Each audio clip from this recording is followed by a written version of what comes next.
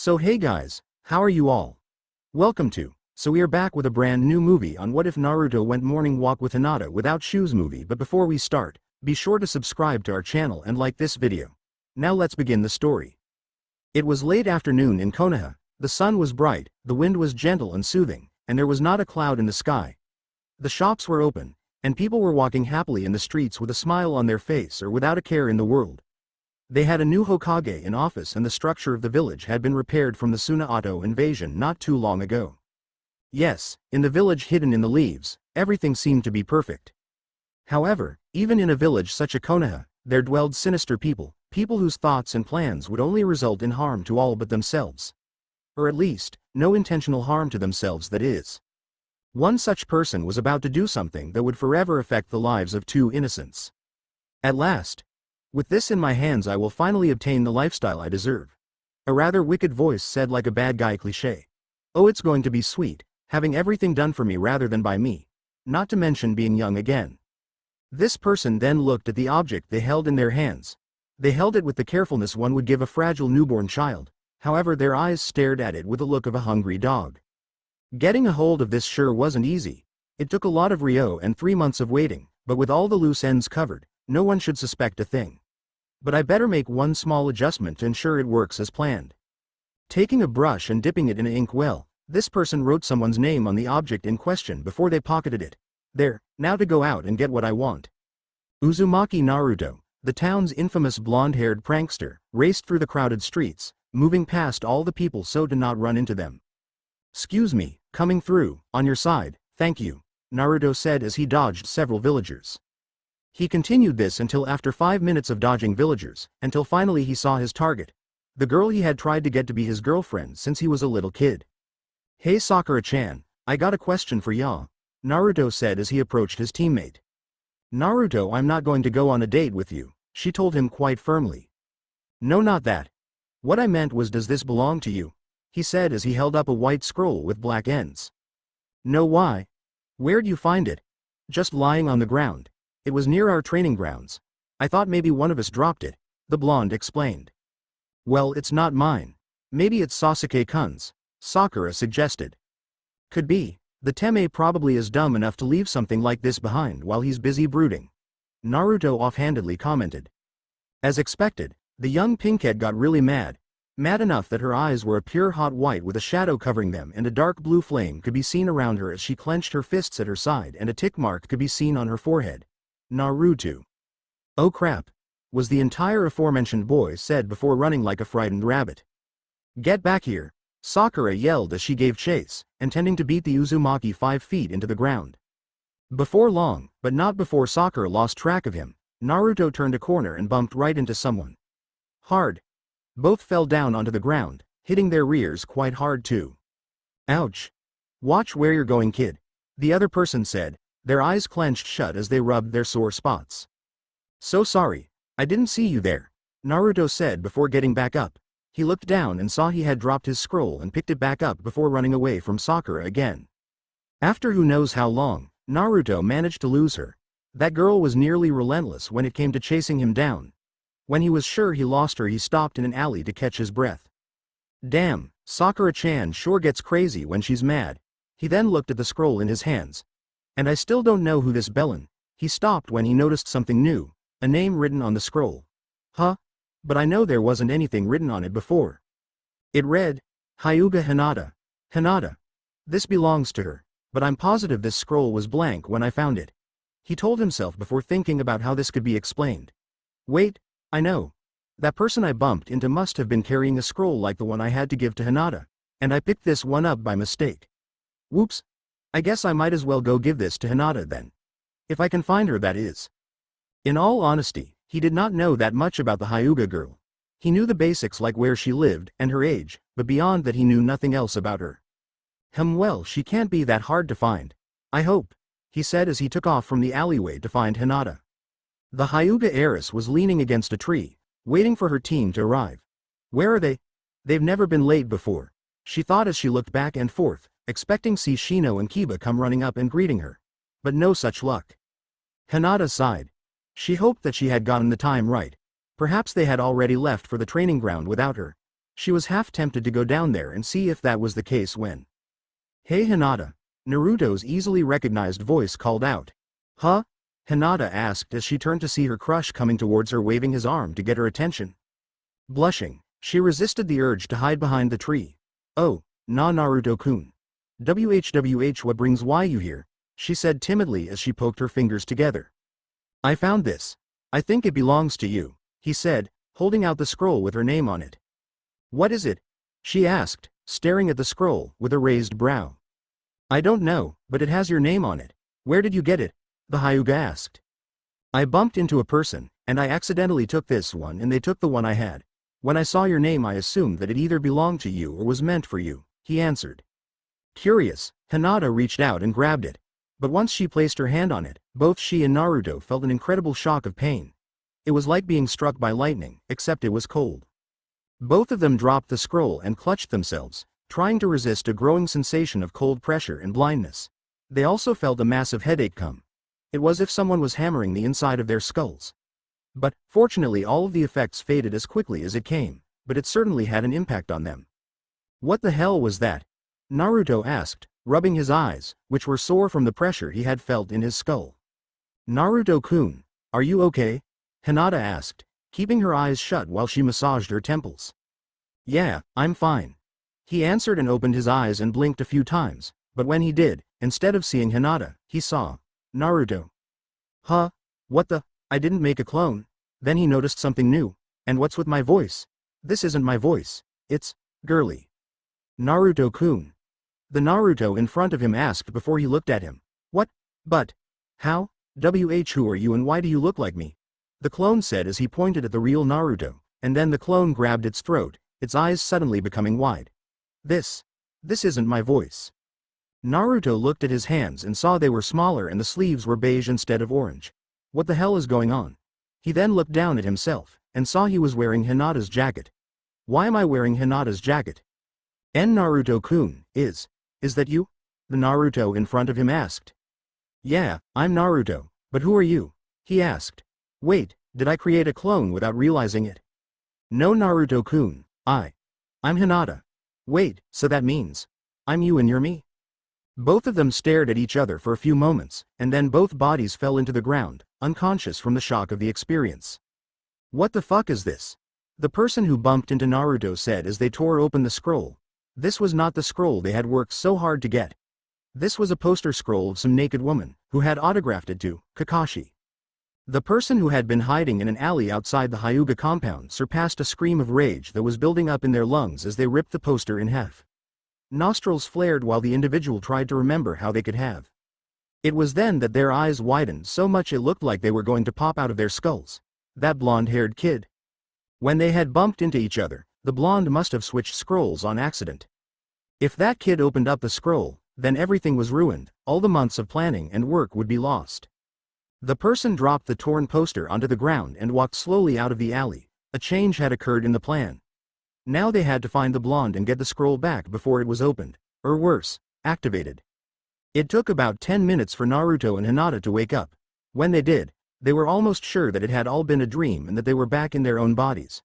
But when they saw that they were still looking at themselves, they realized that it was not a fantasy but a reality. "Okami-sama, we switched bodies," Naruto in Hinata's body said, and looked like he was about to have a heart attack at the knowledge he had become a girl without using the sexy jutsu. And Hinata did not seem to be faring much better on her own end. She looked at her hands, Naruto's hands, and felt her face, Naruto's face. How Siko could this have happened? She asked in the blonde's voice. It was then that they realized, the scroll. They immediately got up and started looking around trying to find the roll of parchment, thinking maybe there was something written on it that might explain what had happened. But when they finally looked at the spot where it had fallen, all they saw was a small pile of ashes. "Oh no," Hinata said as she dug Naruto's hands into the ashes, and looked up at her former body. "What are we going to do now, Naruto-kun?" she said, although she found it weird saying that now. Naruto stood there for a moment, trying to think of a plan, and then it him, or her, he was not sure of that just yet. "We've got Tsunade Ba-chan."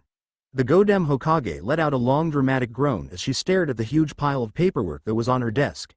She had been working since early this morning and still had not made a dent in the amounts she had left. Don't I have people to do this crap for me? She asked her faithful assistant Shizune, who was putting away the files that had already been finished. The dark-haired woman turned to Tsunade as she answered. You do, and this is all the work that they have finished. All that is required of you is to read and sign them. If they deserve to be signed, that is, after you read them for yourself. Tsunade let out another groan. But it is all so boring, just a bunch of normal stuff.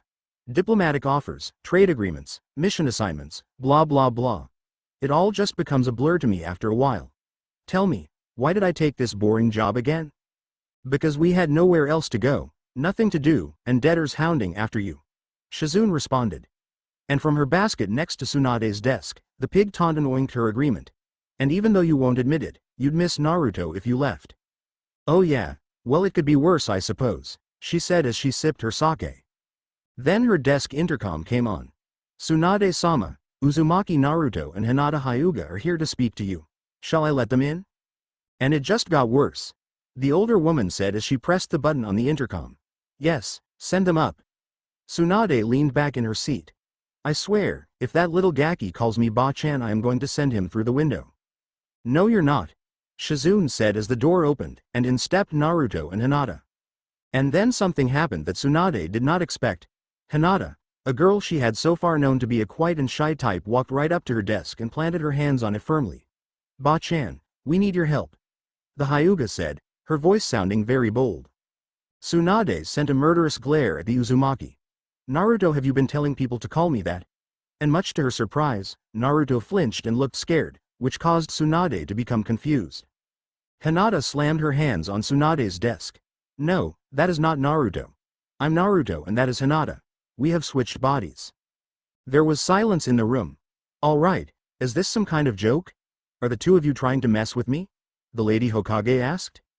Naruto shook his head. No Hokage-sama, it is the truth. Naruto-kun and I have switched bodies. That was enough to win Tsunade over, since the real Naruto would never, ever call her Hokage-sama. All right, please start from the beginning, she asked. Both the genin explained the situation, from Naruto getting the scroll to Hinata taking it as he handed it to her, and the two of them ending up in each other's bodies.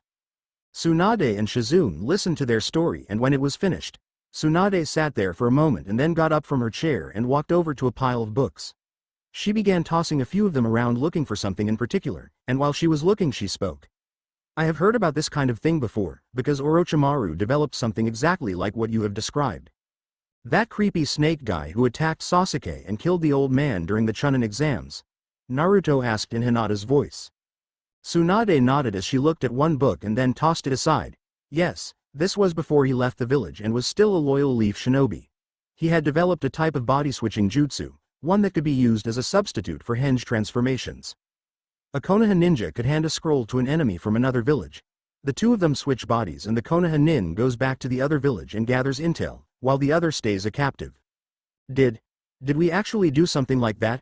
Hinata in Naruto's body asked. Her timid tone sounded so unnatural with Naruto's voice. I hope not, because the village council rejected the idea. The Yamanakas were deeply offended at seeing someone else try to recreate their techniques for themselves. I remember because that pale-skinned bastard was extremely pissed off. He said the council was suppressing genius and talent. Which it was, I will admit that, given how they rejected my proposal for more medic nin training. Anyway, the scroll was even designed to self-destruct once the switch had taken place, so there would be no evidence left behind. She finally found the book she had been looking for, one that listed all of the information about the scroll that had been presented to the council on the day Orochimaru had presented it. Well, are the effects permanent? Naruto asked, crossing Hinata's arms. Tsunade flipped through several pages until she found the one that could answer the question. Well, it seems a second scroll could be used to reverse the effects, but since we don't have one readily available. She paused while she flipped to the next page. Aha, it says that the effects are not permanent. Both Hinata and Naruto smiled, thinking that they would soon be able to switch back. However, their happiness soon faded when Tsunade added more. It seems to vary with each scroll how long the switch lasts without a second scroll to switch back. This was one of the reasons it was rejected. But without the actual scroll here to tell us, there's no way of knowing. You could switch back within the hour, by tomorrow morning, or even 3 years. 3 years? Both the Uzumaki and the Hyuga shouted in unison. Tsunade sadly nodded. Yes, I'm afraid it could take that long. According to this, the Sandaime Hokage, my old sensei, recorded that Orochimaru had plans to use this scroll as his way of staying young and alive forever. After all you have to do is get two people to touch it, and they switch bodies. Orochimaru could easily use it to take someone's body for himself and then kill off the other so there could be no switch back. So does that mean that if one of them were to die then the other would be stuck like this forever? Shizune asked, making the two genin worry. It's possible, but not a guarantee, Tsunade said. Remember, Orochimaru is currently using a jutsu to take over someone else's body when he wants and keep it for 3 years before he needs another. Why would he do that over using these switching scrolls if he was the one who produced them? There must be some sort of flaw in the scroll's design that he didn't like and couldn't change. Maybe it's the time limit and his current method lasts longer.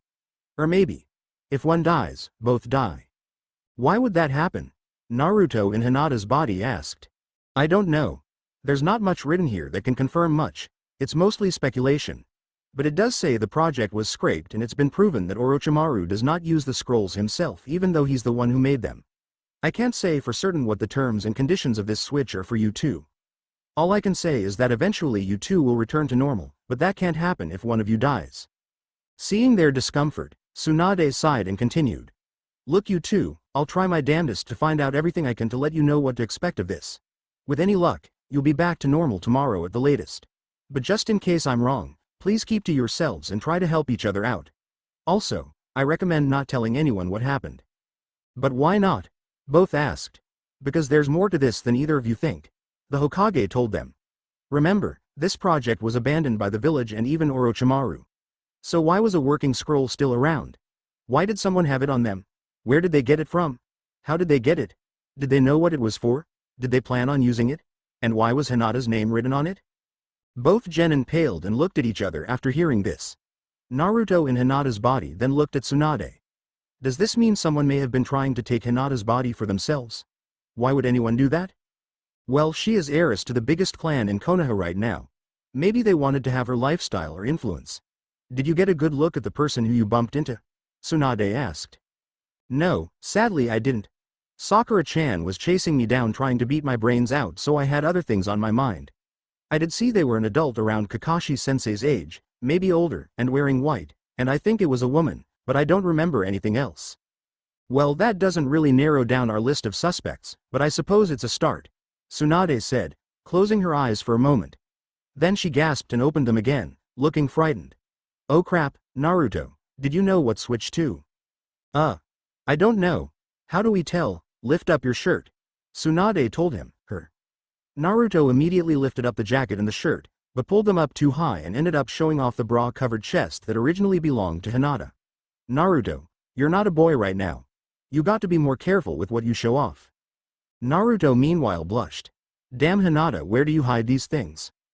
Hinata in Naruto's body blushed and fainted at knowing Naruto could see her chest anytime he wanted now.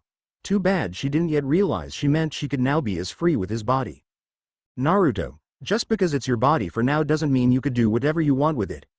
Tsunade sternly told the young boy trapped in a young girl's body. And this time that wasn't a metaphor for the gender confused. Naruto as Hinata looked confused. What are you talking about, Ba-chan? He sounded like he honestly didn't get what she had been implying. I'm saying don't take advantage of it. Take advantage? Naruto asked, even more confused now. Is he really that simple-minded? The slug Sannin asked herself. Naruto. Boy, is it weird calling you that when you have Hinata's face. Anyway, this body is a young girl's body, and you're a young boy. Do you have any idea what a different boy would do in your situation? All she saw was a continued confused expression. Most boys would go somewhere private, take off all the clothes, and look at the girl's naked body all they want. And they'd probably do more than look too. Why? That's just wrong and I'm no pervert, Naruto asked. So you're telling me you're not even a little curious to see what Hinata looks like without her clothes on? Tsunade asked. No, never. I'm not a pervert. But Naruto, like I said, you may be like this for a long time. How are you going to keep Hinata's body clean if you refuse to look at it? I'm not a pervert, Naruto simply repeated like that solved everything. I'm not saying you are. I'm just telling you a fact, Tsunade said, then out of the corner of her eye she saw Hinata in Naruto's body slowly sit back up. What do you think would bother Hinata more? You seeing her body naked, Or are you refusing to take care of it until she gets it back? Naruto, seeing Tsunade's point, nodded his head in agreement. All right then. The Hokage said as she walked back and sat down at her desk. Now then, I suggest that the two of you start filling each other in on information, because until we get this matter straightened out, you will be living each other's lives. Are you certain that's wise? Well, what if we can't? Hinata in Naruto's body asked. We have to try. Hinata, someone had access to something thought to be completely destroyed and wanted to use it against you. What do you think they'll do after they realize they no longer have it? Do you think they'll drop interest? No, they won't. If anything, they may try something again. Maybe they even have a second scroll they'll try to use. So I have another order for you too. Don't accept anything from anybody unless it's handed to you by me or each other. And Naruto, it would be wise to tell Hinata your secret. What? No way, Ba-chan. That's ridiculous. My own team doesn't even know. Naruto, the seal didn't appear on Hinata's body, so that means you know what is still in yours. Do you want Hinata to find out on her own? And what if she can't control it because you didn't tell her about it? Tsunade told him, and saw he still wasn't convinced. If you don't, I will. But hearing it from you would be better for her. Naruto sighed and hung Hinata's head down in shame before looking back at the girl in his rightful body. Hinata, I don't know how to say this delicately, so I'll just say it plainly. The Kyuubi wasn't killed, it was sealed away inside me. And it's still there, so now, it's inside you. Hinata gasped. It was sealed away? Inside you, Naruto-kun? Naruto sadly nodded. That look on her. My face, was that how I looked when I found out? It's why everyone hates me and calls me a monster. But you're not, Hinata said, surprising Naruto. You're no monster, Naruto-kun. You're the nicest, bravest person I know. The fact that you're in my body and it isn't, only proves the two of you aren't the same thing. You're not afraid? Naruto asked. Hinata shook Naruto's head. Of you, never. The only thing I'm afraid of in this is that I won't be able to contain the Kyuubi as well as you have. I'm not street strong, not like you, Naruto-kun. I can't do this without you. Yes, you can, Hinata. I know you can. I did it for years without knowing it and I wanted to give up many times. I know you're stronger than that. Naruto claimed, holding onto what used to be his shoulders to emphasize his point. Naruto-kun. Thank you.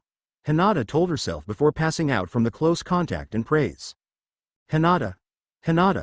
What's wrong? How can you be sick in my body? I know I wasn't, he naively asked. Oh boy. This is going to be fun, Tsunade told herself.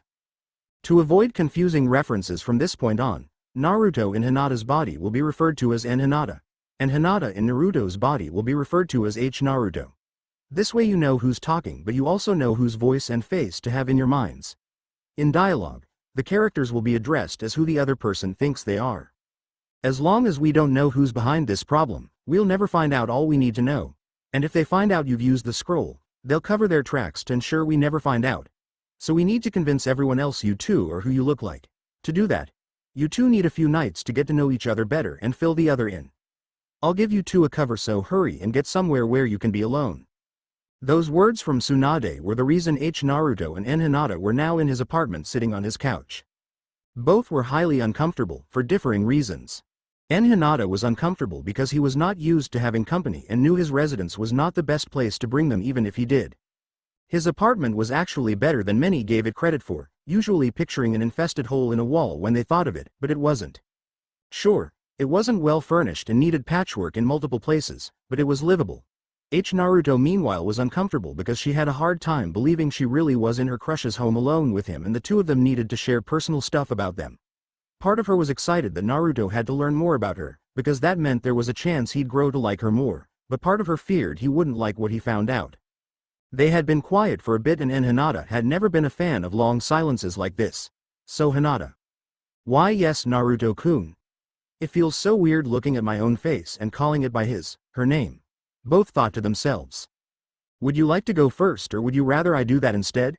And Hinata asked, hoping this would feel less uncomfortable once they stopped delaying and got started on what they needed to do. Why don't why you go first? I'd probably take too long, H Naruto answered. It's so weird seeing myself stutter and fidget like this. And Hinata thought. Hinata, are you afraid of me? What? Why would you say that? Because you look so scared right now and I'm the only one here. I'm I'm not scared, Naruto-kun. I hope. I don't want you to be upset with me. Huh? Why would I be upset with you? Because I got you dragged into this? No you didn't. And Hinata countered. Someone else came up with this idea and we just happened to get involved. It's not your fault. And it's not your fault either. Naruto sighed. Then why are we both blaming ourselves? I guess we just feel bad for the other. It's ununderstandable. And Hinata sighed and shifted to get more comfortable. Well Hinata, what would you like to know about me? Well, what are the sort of thing you usually do around town? She had a good idea what he did given her habit of following him, but she wasn't going to tell him that just yet. Well, I like going to Ichiraku's when I can, and some of the vacant training grounds, and when I want to be alone. Maybe I should keep that to myself. And Hinata answered. Naruto blushed slightly, trying not to imagine what Naruto did when he was alone, but failed. And Hinata saw this and was confused. Hinata, why are you always red so much? It's weird how your face is always red even when it's now my face, and this whole time I've been in your body I've never seen your face turn red. Nah Naruto-kun, I just blush a lot, is all. Why? And Hinata plainly yet curiously asked. Naruto started, not sure how to answer that without revealing too much. As much as she wanted to tell her crush her feelings, she worried that today was not the right day to admit it. Naruto had been through a lot today and he didn't need more to stress him out. I just get nervous easily. I worry that you don't like me. And Hinata blinked twice. Why would you think that? Probably for the same reason you feared I would hate for when you told me about Kyuubi. We're both so used to being put down we've come to expect it even from those close to us. Naruto said. Hinata, who puts you down? And Hinata asked. Why would anyone insult a nice girl like you? You'd be surprised Naruto-kun. Naruto said quietly, as if whispering to herself. What happened? Both Kakashi and Kurenai said together in Tsunade's office. Both Hinata and Naruto have switched bodies by accident, the female Hokage said. I know it's hard to accept, but somebody in Konoha had possession of something contraband and thought to be eliminated, and it ended up in the hands of Naruto and Hinata. The result of which is that the two have now taken on the body of the other for an indeterminate amount of time. Kakashi and Kurenai were silent as they took this in. Initially they didn't want to believe this, but for what reason would the Hokage fabricate this? Such a claim could easily be proven wrong. With that in mind, the only reasonable explanation was that somehow what she said was true. How could such a thing happen, Hokage-sama? Kurenai asked. You both are probably too young to remember it, but my old teammate tried to create his own version of the Yamanaka possession skills so he could likely stay young forever. The project was destroyed and abandoned by even Orochimaru himself, but apparently not all the tools for the job were destroyed too. Someone in Konoha managed to get a hold of a scroll that forces two people touching it at the same time to temporarily switch bodies. It ended up in Naruto and Hinata's hands and they unknowingly activated it. How long does the switch last? Kakashi asked. It's impossible to say. I'm still going over the reports on the project and have yet to find any indicator. All I do know is it's temporary, and if Orochimaru prefers his current method of stealing bodies then this switch is likely to last only 3 years at max. 3 years? Both Junin repeated. Tsunade snickered. Those two kids reacted the same way. Rest assured, that's only a theorized maximum amount of time, not the most likely solution. A more reasonable amount to expect is anywhere from 24 hours to even a week. But don't quote me on that. So what do we do? Kurenai questioned. Tsunade sighed and relaxed in her chair. For now, there's little we can do. I don't like the fact that someone somehow managed to get a hold of one of these switch scrolls and intended to use one on Hinata. According to Naruto, he accidentally took the scroll thinking it was his after bumping into someone, and the one he got after that incident had Hinata's name on it. This can only mean someone was hoping to switch places with the heiress to the Hyuga, and likely take advantage of her position. Kurenai nodded in understanding. I'm sure there are plenty of people who would do that, but how would they be able to impersonate Hinata? Her personality is quite distinguished to those that know her. Maybe they weren't trying to impersonate Hinata. Maybe someone from the Hyuga planned this. Tsunade thought out loud. I find it hard to believe this whole thing was done by one person. It's more likely that 2 or more were in on this in an attempt to gain influence with the Hyuga, and that implies one of them already has a connection to the Hyuga. Hinata is part of the main house. Maybe a branch house member wanted to take her place, Kurenai suggested. I thought that too. However, there's a flaw in it, Tsunade replied. While Hinata is supposed to be the heiress, her position and inheritance has been threatened for years from what I've heard. Heishi has told me he's hoping being an active ninja will break her out of her shell and allow her to become a proper leader, but he did warn me that some Hyuga feel such a thing is a waste of time and are looking for any reason to brand her with the seal. Hinata is too much at risk for an already sealed Hyuga to consider her safe for this. If anything, they'd be more likely to target Hiashi's other daughter. Unless they were certain they could get away with masquerading as Hinata but ensure she stayed unsealed. Kakashi added. Maybe. Either way, the fact is someone was in possession of an illegal object with plans to use it. This person ended up unable to complete their objection due to Naruto being at the right place and the right time. But there's no way this person or persons is going to just forget their plan and act like nothing happened. It's likely they will try someone new against Hinata. They may even have a second scroll to use. So what do we do? Wait for them to act? Kurenai asked. I'd rather we don't, but there's no way of knowing what's going on until we catch them and we have no leads on who's involved. All Naruto can remember of the person he bumped into was they were wearing white. His teammate was apparently intending on giving him a merciless beating, so his mind was occupied with getting away. Kakashi mentally sighed. Sakura, you've got to learn to control your impulses. We need to ensure Hinata and Naruto are kept out of danger, but don't draw attention to themselves. Whoever's behind this is likely to observe Hinata to see if anything has happened to her, and if they learn someone has taken her body they will hide their tracks and or make another effort to take her body. And if they learn Naruto's involved there's no telling what they'll do. Kakashi and Kurenai nodded. Agreed. If they thought he was a threat they'd likely have little qualm getting rid of him. The cycloptic Junin stated, then grew worried as something crossed his mind. Hokage-sama, you said that Hinata's mind is now in Naruto's body. So where is the Kyuubi? Kurenai looked worried at this question too. I already checked for that. The seal is still in place on Naruto's stomach, but that means that Hinata now has to deal with the fox. She has already been informed and does not think ill of Naruto of his burden. I don't think she could hate him even if her life depended on it, Kurenai told herself. But is Hinata's will strong enough to handle the burden? Kakashi asked. We can only hope so, but I suspect if she gets help from Naruto she will find it much easier to. Tsunade answered. That may require time we don't have and a lot of time for them to be together that will be hard to justify to any who ask, Kurenai pointed out. Which is why we need to make time by getting those two away from everyone else so we can ensure nothing will happen to them. Tsunade stated. The fact is we don't know how long these two are going to be stuck like this, so to avoid exposing their situation and making things worse for them they need to learn how to act like the other and trust each other completely. So I need you two to take them somewhere outside the village for a while, a week at least, and help them adjust. I'll keep your other students occupied to reduce suspicions. I'm thinking a joint mission under a new sensei. Couldn't one of us do it instead? Kakashi asked. Tsunade shook her head. Not a good idea. Naruto and Hinata both need someone they can count on, and who better than you two? I'm willing to help, but Naruto better keep his hand off of Hinata's body, Kurenai stated. That's not going to be possible, Kurenai, the Hokage told the Genjutsu expert. Like I said, we don't know how long this will last. Sooner or later Naruto and Hinata will have to see their new bodies naked, for cleaning and maintaining it if nothing else. How do you expect them to wash up, blindfolded and shackled while someone else scrubs them? They're not prisoners. Besides, Naruto is apparently so uneducated regarding sexual topics that he doesn't even seem to realize there's an upside to the matter. That's impossible. He is a boy after all, Kurenai countered. Tsunade looked like she wanted to break something. Damn it, Kurenai, I'm counting on you to be a professional here, not a misandrist.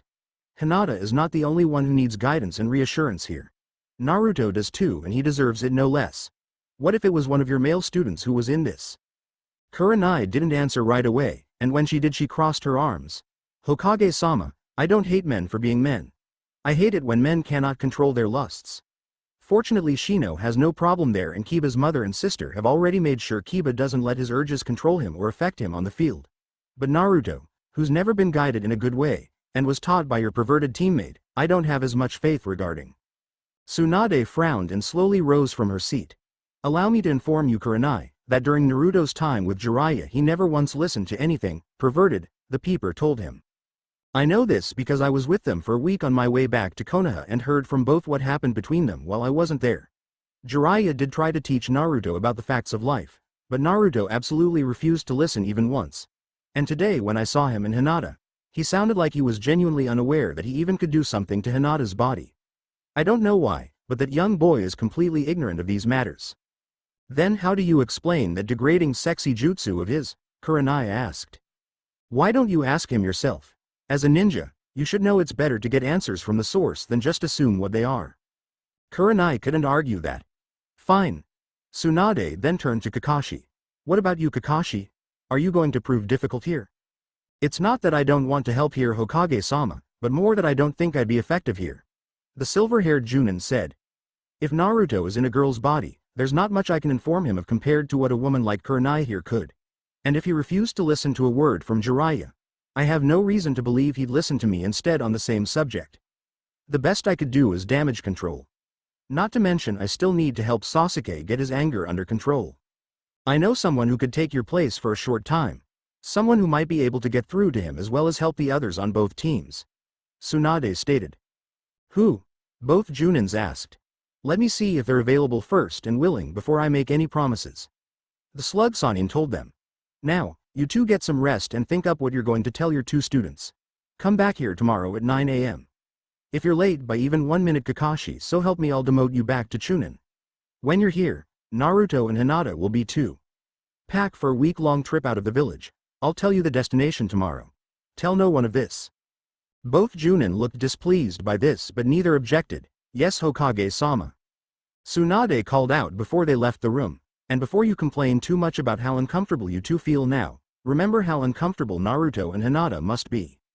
Naruto and Hinata were currently eating dinner. Rather than force Hinata to eat ramen, Hinata ordered out for pizza. There was a place in Konoha that didn't mind delivering to him, so he enjoyed this food too, though nothing could replace the feeling he got from eating at Ichiraku's. You really never had this before? Hinata asked his guest. Naruto shook her head, Naruto's head. No, I usually eat homemade meals. Sometimes I eat with my team at restaurants, but I never heard of a place that actually brings food to you if you call them and tell them what you want. Well, go ahead and enjoy it. This is pretty good. Naruto picked up a slice. Hinata ordered pepperoni since Naruto didn't answer his question for what toppings she wanted. He was halfway through his first slice. It looks a little greasy, but if why you like it. She slowly took a bite, chewed, and swallowed. Not bad. It's different than anything else I've eaten, but... She paused to take another bite. I like it. Of course you do. That's my tongue you're eating with. Hinata commented with a smirk. Naruto blushed. Naruto-kun, since Hokage-sama told us both to stay here tonight. Her blush deepened. How are we going to handle the SL sleeping arrangements? Hinata thought it over for a brief second. Well, I remember hearing somewhere that the girl gets the bed and the boy gets the couch, but... He paused to motion to both of them. That kinda doesn't apply to us right now. Though since I am the rightful boy here, I can take the couch and give you privacy. Naruto looked a bit fidgety at the moment. Naruto-kun, I don't think privacy will be a big problem for us. She saw Hinata was confused. After all, I know what my body looks like and you know what your body looks like. So it's not like we have to hide them from each other now. The only hard thing will be times like when we bathe. What do you? Hinata asked before he caught on. Oh. He then put down the second slice he had been grabbing. Hinata-chan, I promise you I will not be perverted with your body. It's bad enough you got involved in this, so I won't make it worse by doing something horrible to your body before you get it back. Thank you, Naruto-kun, but don't forget what Hokage-sama said. You can't avoid at least looking at your new body forever. Naruto told him. Would you feel better if I told you I don't mind you seeing my body without clothes? Hinata had wide eyes. Really? But why? I thought girls never ever wanted boys to see them naked. Not until they're in love or married, most of the time. Naruto said, avoiding eye contact and wondering what the boy in her original body would say to that. Hinata tilted his head, confused. Why would that make a difference? Naruto widened her eyes. You really don't understand? Suddenly her heart ached for the boy she so greatly admired. Most people would call Naruto naive at best and retarded at worst, but she could tell what the real problem was. Naruto was ignorant, uneducated. He didn't know better because he had nothing and no one to learn from. How could Naruto know as much as other people if he had no way to learn anything? Other people in Konoha took for granted their sources of knowledge. Parents, fair teachers, books, social interactions, all the kind of things Naruto had limited access to if any to begin with, so they just lazily assumed he was just too dumb to know as much as them, never taking into account he was deprived of all this by the very people who mocked him. Apparently one of the things he was most ignorant on was male-female interactions. Hinata could already tell that given his adamant denials that he would be perverted, but it was worse than she feared. That wasn't just about Naruto respecting her privacy. It was as if Naruto honestly and truly believed there was nothing good about anything that could be considered perverted. At that point this attitude was not noble, it was practically love-phobic. Why would Naruto want a girlfriend if he was afraid to show her this kind of affection? With that in mind, Naruto had to ask something. Naruto-kun, don't you find girls attractive? Yeah, of course Hinata-chan. And Hinata answered, wondering why she asked him that. Then aren't you even a little curious to see girls naked? No, because that's perverted. Naruto sighed.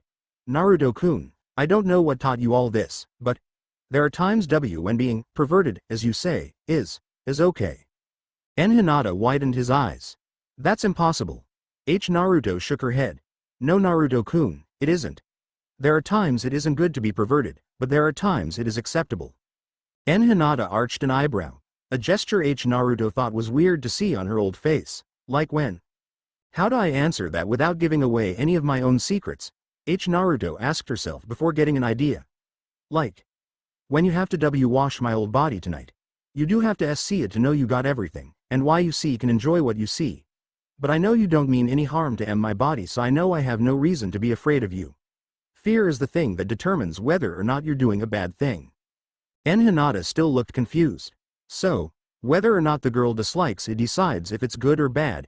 Naruto nodded. But why would any girl like it? Wouldn't you like it if a girl thought you were good looking and wanted to see more of you? Naruto asked. And Hinata thought it over. I guess, but it wouldn't really mean anything if it was just any girl.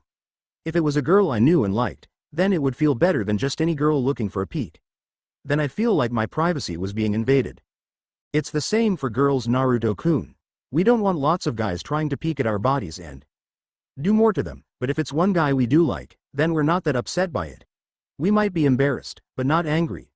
If we care for the boy, we feel flattered and loved. If we don't, we feel like our privacy was invaded. And Hinata looked like he was starting to understand.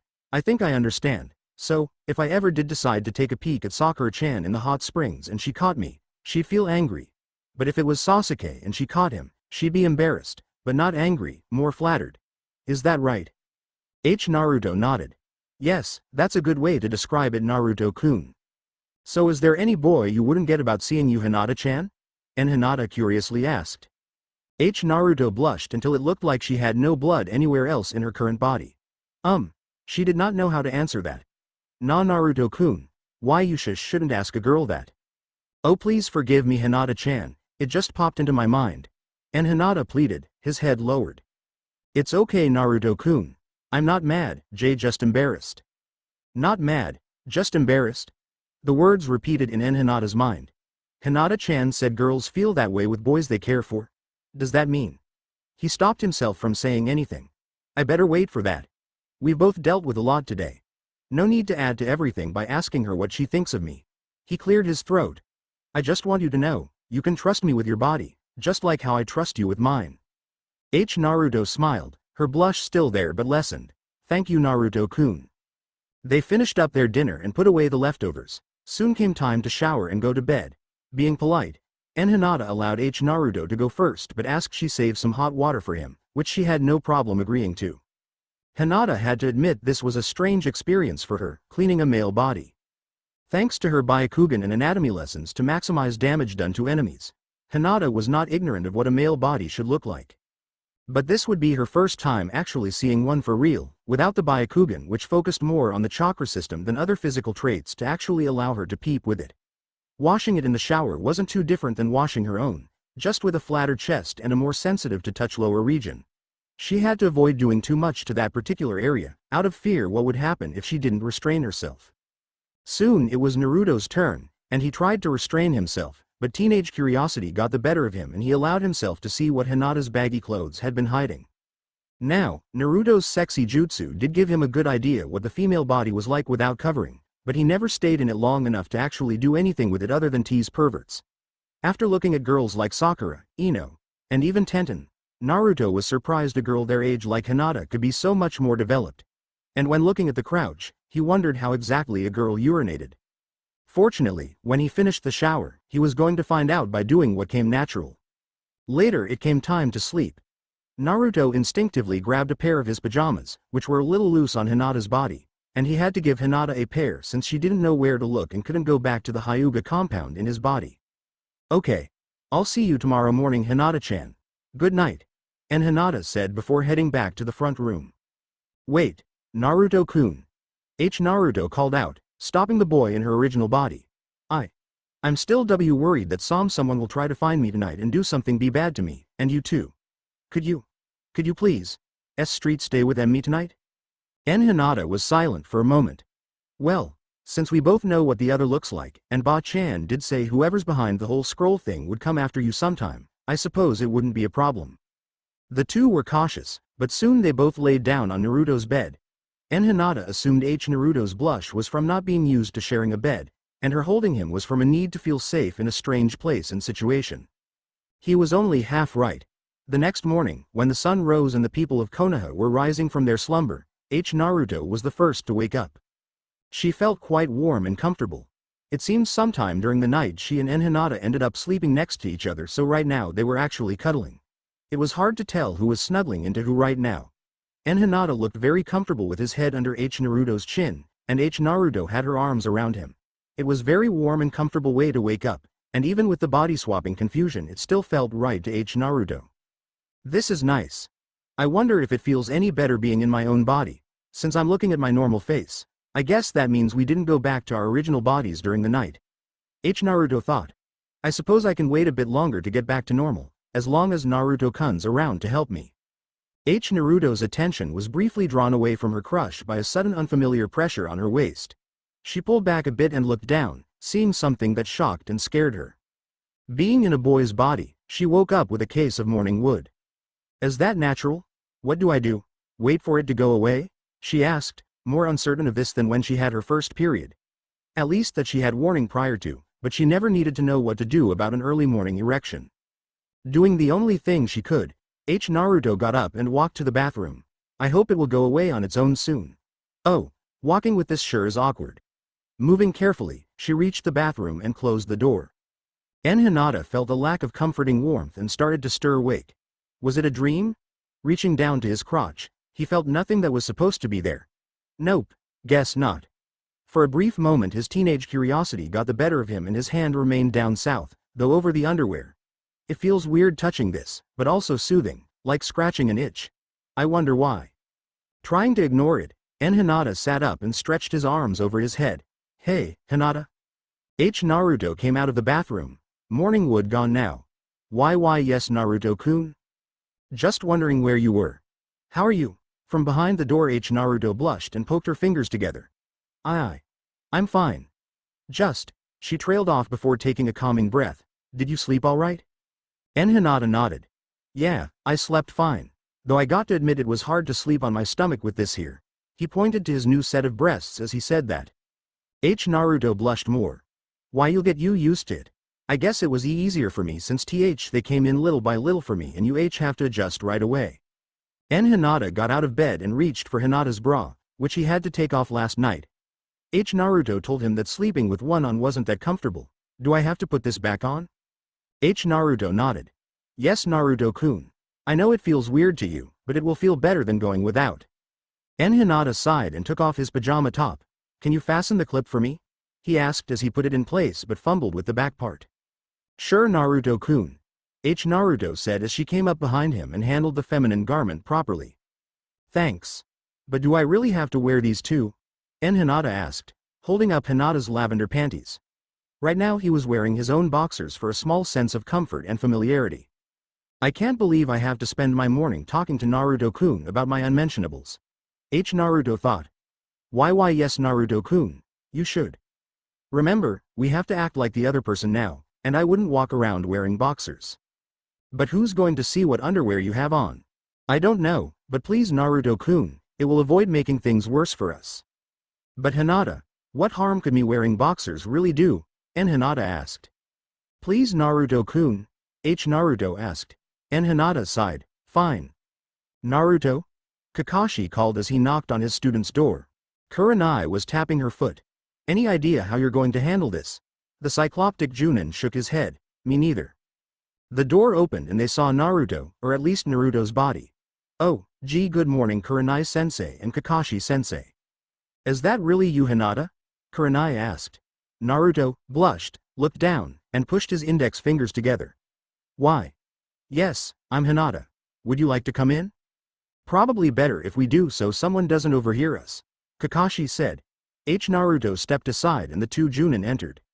Hinata came out of the kitchen.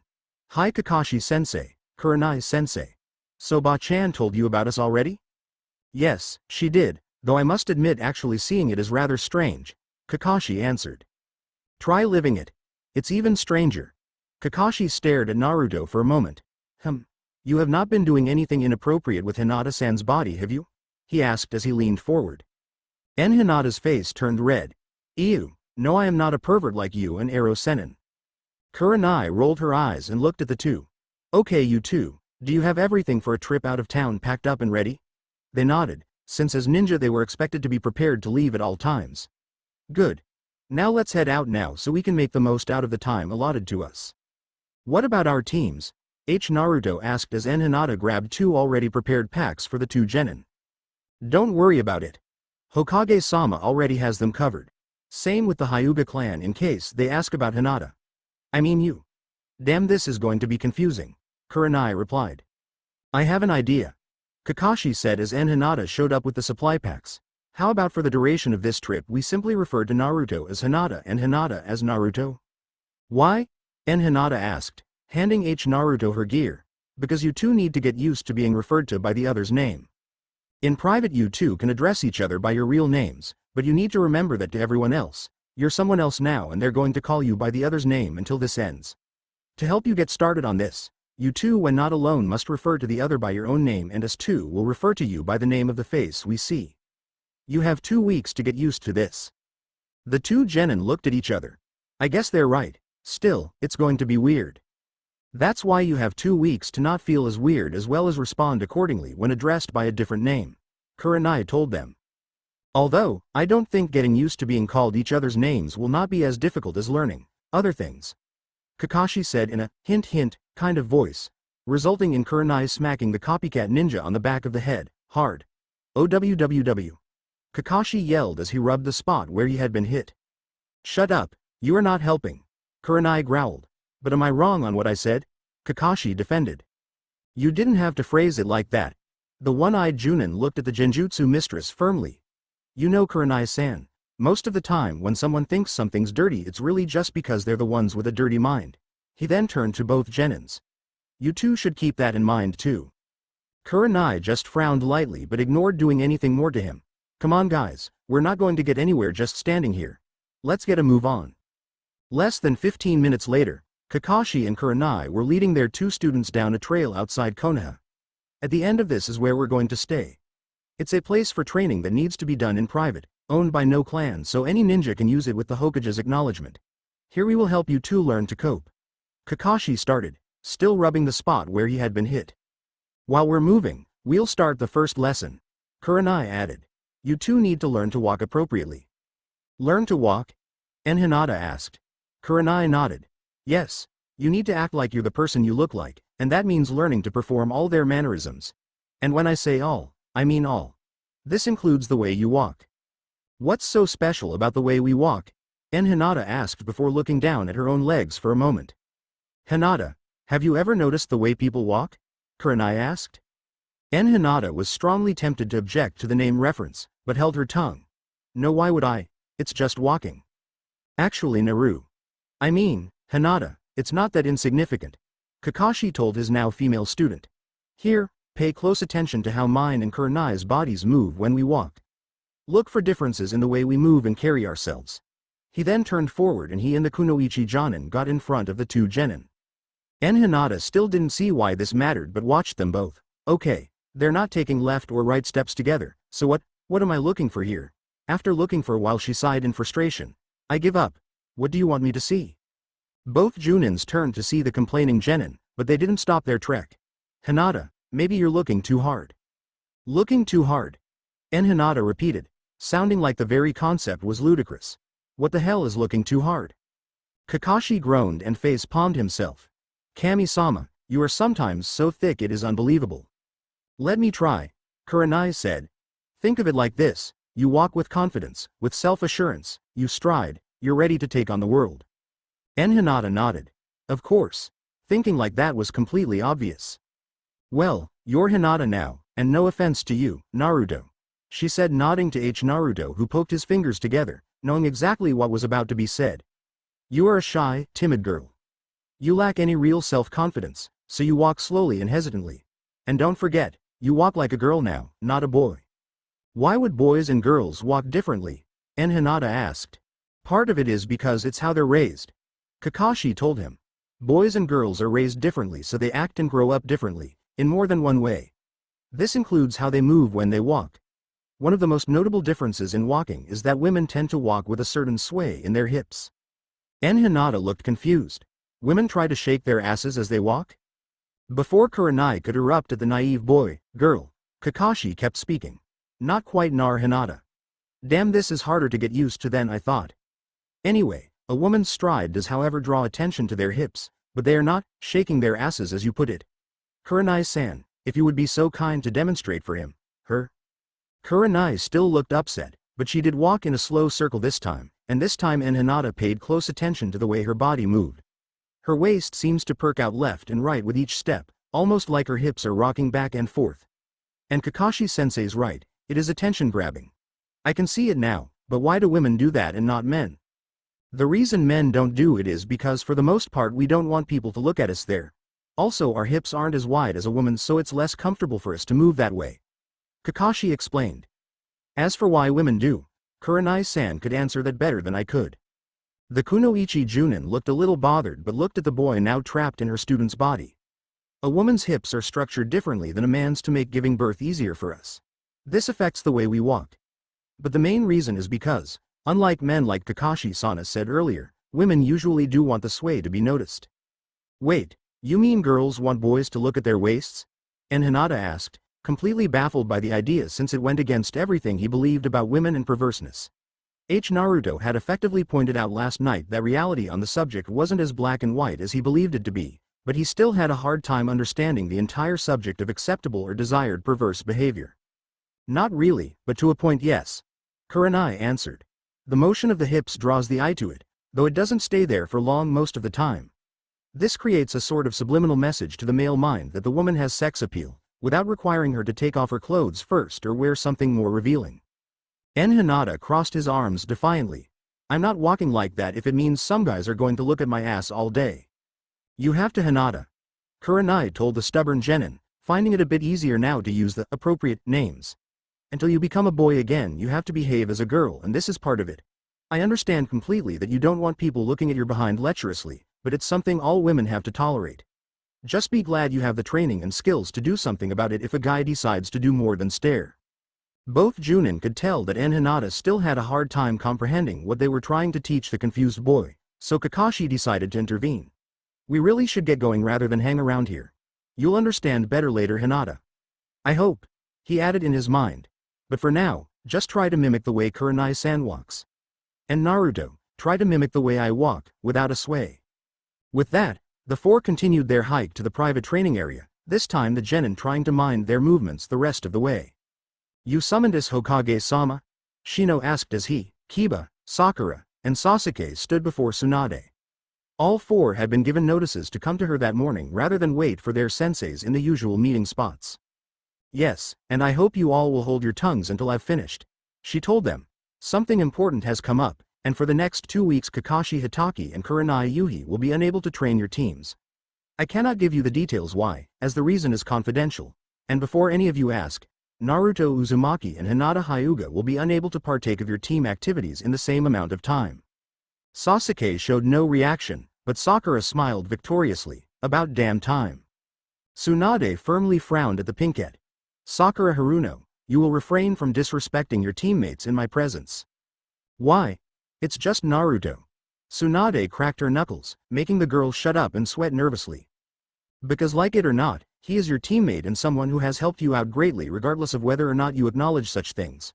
Whatever your personal feelings on him as a person are, when you're on a mission or team you are expected to cooperate and work together, not antagonize and harass.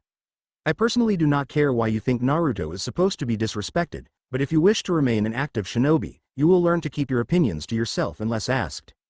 Sakura looked a little displeased at hearing someone tell her not to say whatever she wanted to, but she wisely kept her mouth shut. For the time being, to ensure your training is not neglected, I am assigning the four of you a shared substitute sensei. Tsunade told them all. Wouldn't that create a four-man cell? Shino asked. Through trial and error, the ninja system had found out that three-man cells led by a single Junin to be the most effective learning environment for genins, maximizing the balance of power and coordination. A fourth member was basically viewed as a proverbial fifth wheel. Yes, it will, but this can still be beneficial to you all. Tsunade replied. Team 7 can benefit from learning tracking from Team 8, and Team 8 can benefit from learning more about assault from Team 7. As your teams are now, you both are too heavily one-sided and rely on support to cover the other side. For the next 2 weeks, the four of you will learn from the other in hopes to compensate better. Of course, this can only work if you learn under a sensei who already specializes in tracking a target and assaulting them in a balanced manner. That's why I chose your substitute. Who is it? Kiba asked. Tsunade hit the intercom button. You can come in now. And please don't break anything. The door opened with a bit more force than Tsunade would have liked, but fortunately nothing broke. In strode Anko Midarashi, twirling a kunai on her right index finger. Alright runts, listen up and listen good. Apparently I'm stuck with you for the next 2 weeks, so until your babysitters come back your asses are mine. And if anyone doesn't like my methods, I'll cut your asses off. She then smiled and stopped spinning her kunai, holding it now firmly as if ready to use it. Sakura, Kiba, and Shino all showed various expressions of concern and or apprehension over this, but Sasuke merely looked like this was an attempt to amuse him and it didn't work. He turned to Tsunade. With all due respect, Hokage-sama, what qualifications does she have to benefit us? Tsunade rose her hand to stop Anko from giving the Uchiha a random injury. Well, she is a very talented kunoichi, ranked Tokubetsu Junin and feared by many in Konoha. And since she has been trained to be an assassin, she has adequate training in tracking and fighting, which makes her perfect for training you for the time being. Sasuke lightly grinned. An assassin was his idea of a perfect sensei. She can help me get strong enough to kill Itachi and she's bound to have plenty of stuff for me to copy. The Chidori's good, but you can never know too many jutsu. So until further notice, you four are Anko's pupils and will do whatever she tells you to. Refusal to cooperate will count as insubordination, just as if she was your full-time sensei. Dismissed. Tsunade told them all. Anko smirked. Well, if I'm stuck with you four, I'm going to at least make the most of it. I'll give you all 30 minutes to get supplies and get to the Forest of Death. Anyone who shows up late, well, I don't think you want to know what will happen. Now move, maggots. Tsunade could not remember the last time she saw Genin move so fast. Well, we're here. Kakashi told his group. They were now at what looked like a large house at the base of a peak surrounded by forest. There were no fences or signs of water, but there was an inactive generator on the side of the house. Kakashi went up to it and turned it on. There, now we'll have power while we're here. We, still probably have to clean up the place since it's not used a lot. What do we do about food? Naruto asked. We've got plenty sealed away, plus there's huntable game and edible plants around here too. Kurenai answered. As for water, there's a stream on the other side of this peak we can use. There's no hot water, so for bathing we'll have to fill a tub with water and heat it up the hard way. Since neither of you know any fire jutsu, we'll probably get you working on that at least to make it easier. Cool, so we're getting actual training while we're here too? And Hinata asked, grateful to be learning something he could use in a fight. Some, yes, but remember, Hinata, the real reason we're here, Kakashi told him. And Hinata sighed reluctantly. Yeah, I know, but come on Kakashi-sensei, you spent a month giving Sasuke personal training, so can't you at least me something I can use too in this time? I could, but unfortunately there's little I can teach you that would be applicable in your new body, Kakashi told his student. Then, teach me something that Naruto-kun can use when he gets this body back, Naruto stated, hoping this would please her crush. Well, the Cycloptic Junin said, sounding like he was trying to find the correct words to say in response. You need to learn chakra control first with your new reserves, so until then new jutsu is a bad idea, and it could take you longer than 2 weeks to learn such control. Naruto looked a little irritated. Kakashi-sensei, do you not want Naruto-kun to learn anything? Everyone looked surprised to hear her ask that. Excuse me? I asked, do you not want Naruto-kun to learn anything? She repeated, a bit firm by her standards. We have 2 weeks to learn how to act like someone else in public, but we also need to learn how to fight effectively in these bodies when on missions. The most effective way is to teach us something new we can grasp instead of solely learning how to use techniques we originally had but can't use in these bodies. I can teach Naruto-kun about the Byakugan and he can teach me about shadow clones, but we need to learn other new techniques so we don't fall into old habits when it could be critical. Surely as a Junin you are aware of this, yet you speak like it's not a priority. So either that was an oversight on your part, or you simply are not concerned about making Naruto-kun stronger. Which is it? All eyes were immediately on Kakashi right then, awaiting his answer, and the longer he stalled, the more inept he would look. Kakashi-sensei? And Hinata asked, looking like he had just discovered a betrayal. Naruto, it's not personal, it's just that because of your reckless behavior and your Jinchuriki status Kakashi started, but stopped as soon as he saw Hinata drop his head and clench his fist at his sides. So that's it? All because of the fox? You see me as a monster too even after all this? He then raised his eyes, teary and close to activating the Byakugan on instinct. I actually thought my own sensei saw me as a human being, but apparently I was wrong. Naruto, shut up, Hinata yelled before running off into the woods. Kurenai frowned at Kakashi, but looked at Naruto to speak. Hinata, go get him. I think you're the one who can help him best now. Naruto nodded and ran off to chase her distraught love interest. I sure hope I can find him without my Byakugan. Kurenai looked back at Kakashi. Until they get back, I'm going to wait for you to finish your explanation, but you better have a good one for purposely denying your student education. Kakashi looked as firm as ever. Kurenai-san, I am not against Naruto. I believe he can in time become a great shinobi, great enough to possibly even become Hokage. But as he is now, he is too impulsive and naive, and on more than just sexual matters as Tsunade-sama told us the other night. Naruto is just like a child, an independent child but a child nonetheless, and while his results are superb his means are hardly professional. I seem to recall that you were once on a team with a boy who was just like that. The woman countered, deliberately hitting a sore spot. Kakashi immediately narrowed his good eye at Kurenai. Staring at her coldly for a moment, he then continued. My point is giving him more power than he had handled properly will only make him a bigger liability and more vulnerable to giving in to the fox's bloodlust. Kurenai silently comprehended this. And you never told him this before? He would have worked at becoming a better person if you... Maturity cannot be forced, Kurenai-san, it can only come with time and experience.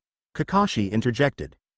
Kurenai did not look any more settled now, if anything she looked more irritated. Yet you felt the Uchiha was mature enough to learn an assassination jutsu? Naruto may be vulnerable to Kyuubi's bloodlust, but Sasuke is vulnerable to his own and he doesn't have a seal to at least hinder it. In fact, from what I've heard he embraces it like a mother's hug. And don't tell me his tragedy makes him more mature than Naruto. If you want to play that card, I'm sure there are plenty of bad instances in Naruto's own life to make Sasuke's look merely unlucky, not unfortunate. Now Kakashi looked mad. Oh, so you care about Naruto, Kurenai-san? I helped guard him as he was growing up. I don't remember ever seeing you there to keep him from getting hurt. Did you ever bring food to his house when he was out? Buy him ramen? Treat his wounds? Did you? If you really care about him, then why don't you tell him who he really is? She asked and knew she had struck a nerve. Is that why you took him on as your student? Because when you see his face you see. Don't you dare. I picked him. I agreed to be his sensei because no one else wanted him. Including you.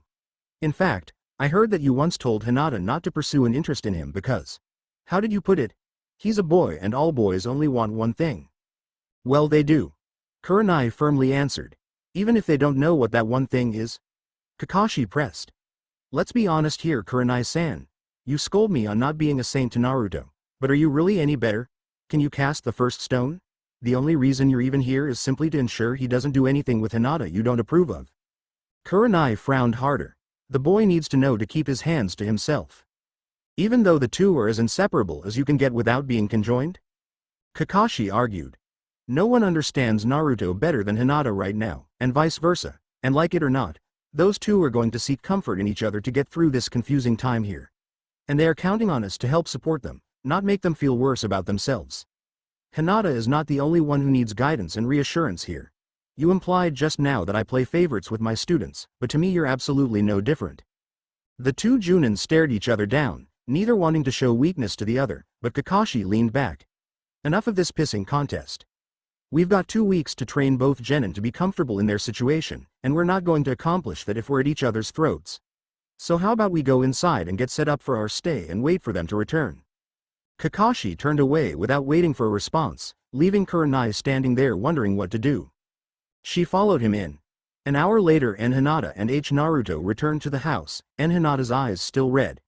His eyes also hardened a bit when he saw Kakashi. I know I've got some explaining to do, but I hope he at least gives me the chance to. Kakashi told himself. Naruto. Don't you mean, Hinata? Hinata interjected, sounding slightly harsh. I just want to let you know there is a reason I do what I do, and it's not because of any prejudice to you.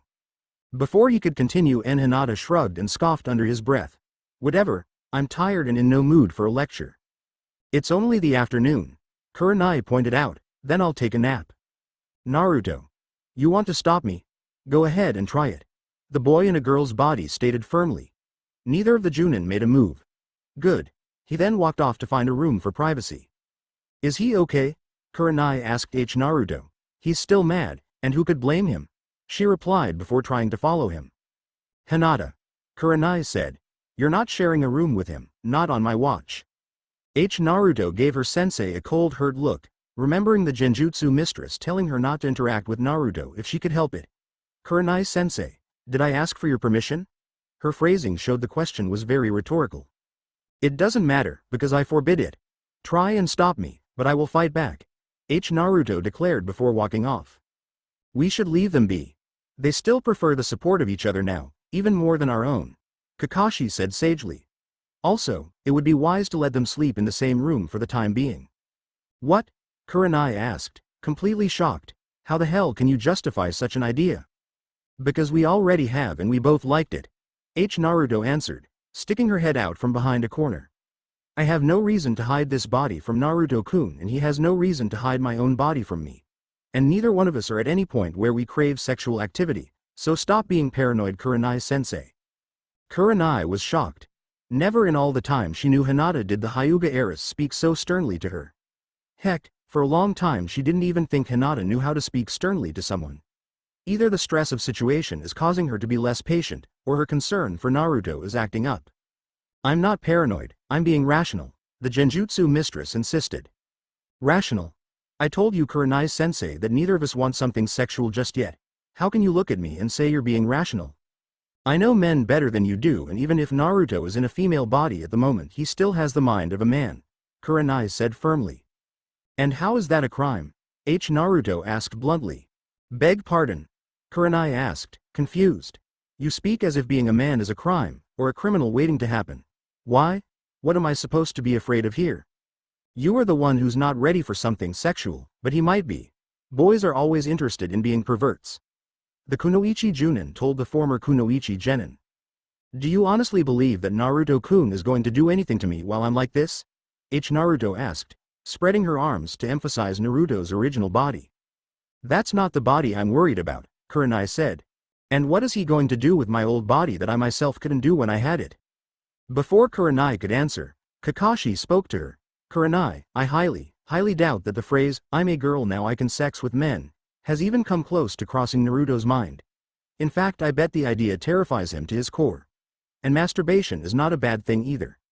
In fact, I think both of them should masturbate in their bodies at least once to help them gain comfort in their new forms. You pervert. Kurenai complained. Look, Kurenai, none of us know how long this switch will last. Naruto and Hinata could be stuck like this for a long time. You know it, I know it, they know it. Since they're going to be like this, they have to get comfortable being the opposite gender. What better way to get accustomed to their bodies than by doing that? If you've got a better way, then please indulge me, Kakashi told her firmly. Kurenai, however, looked just as firm in her own stand as the Cyclops was in his.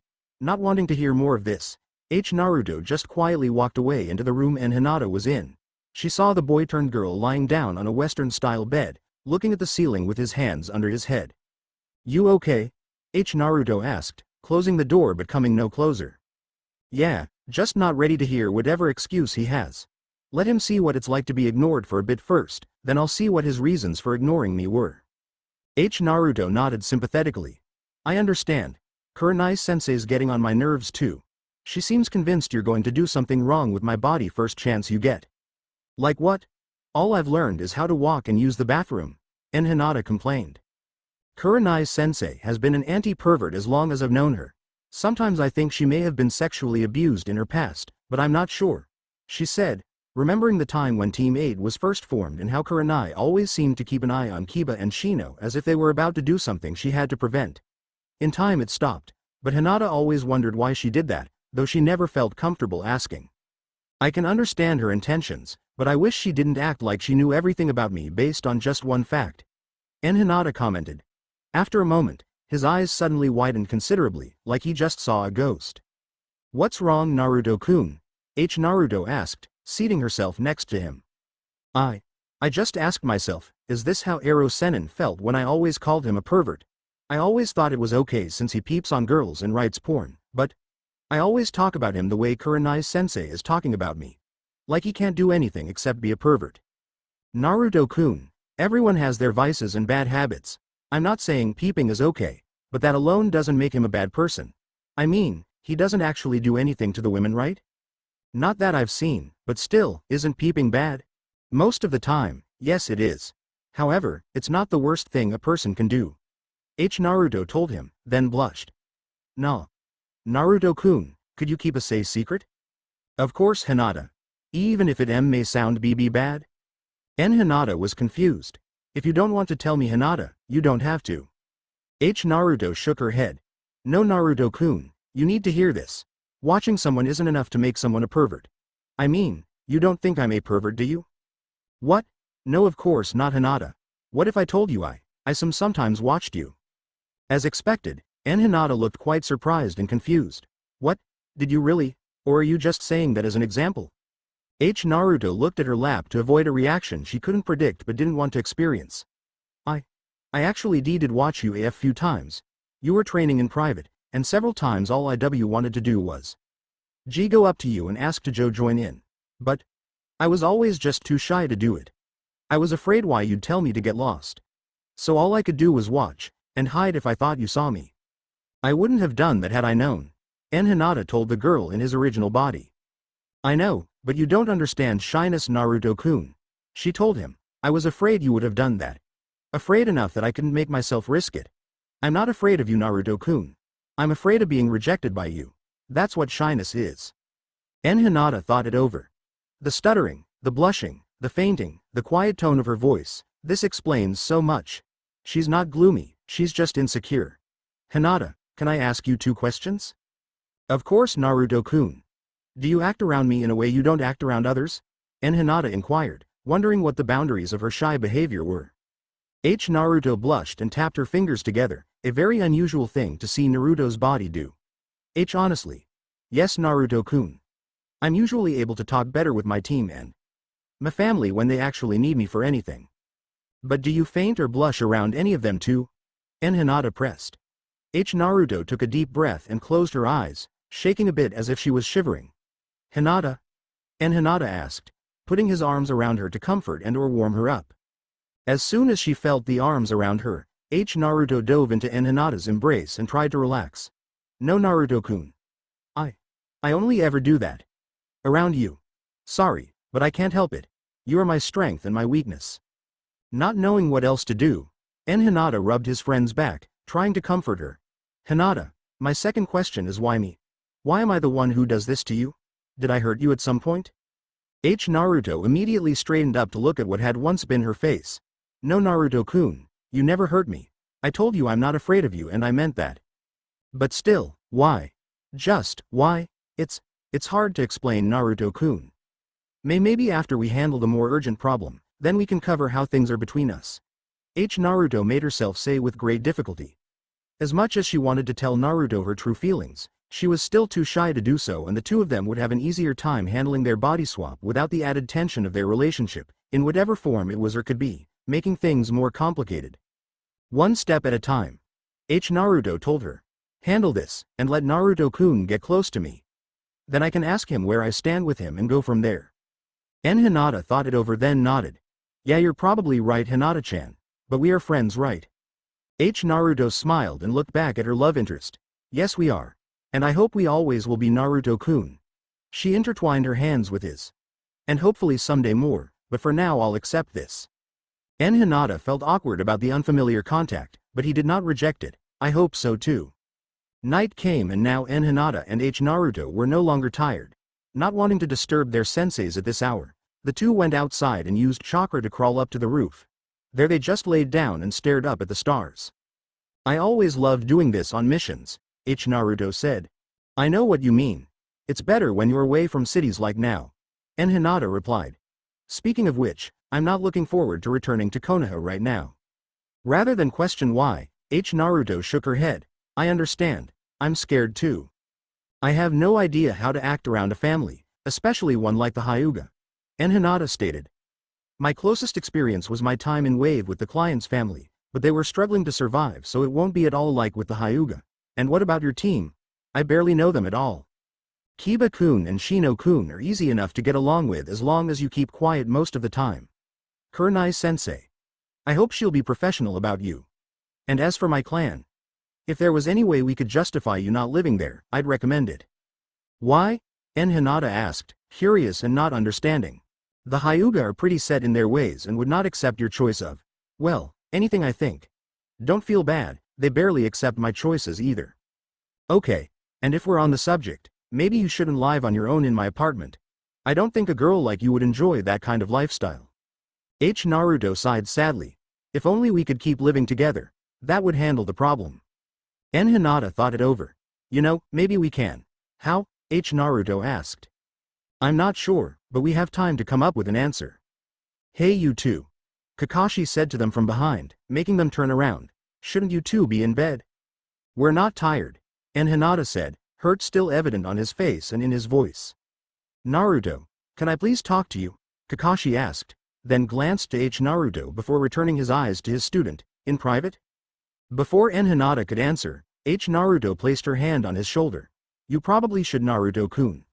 I'll go back to our room. Please come back to me when you're done.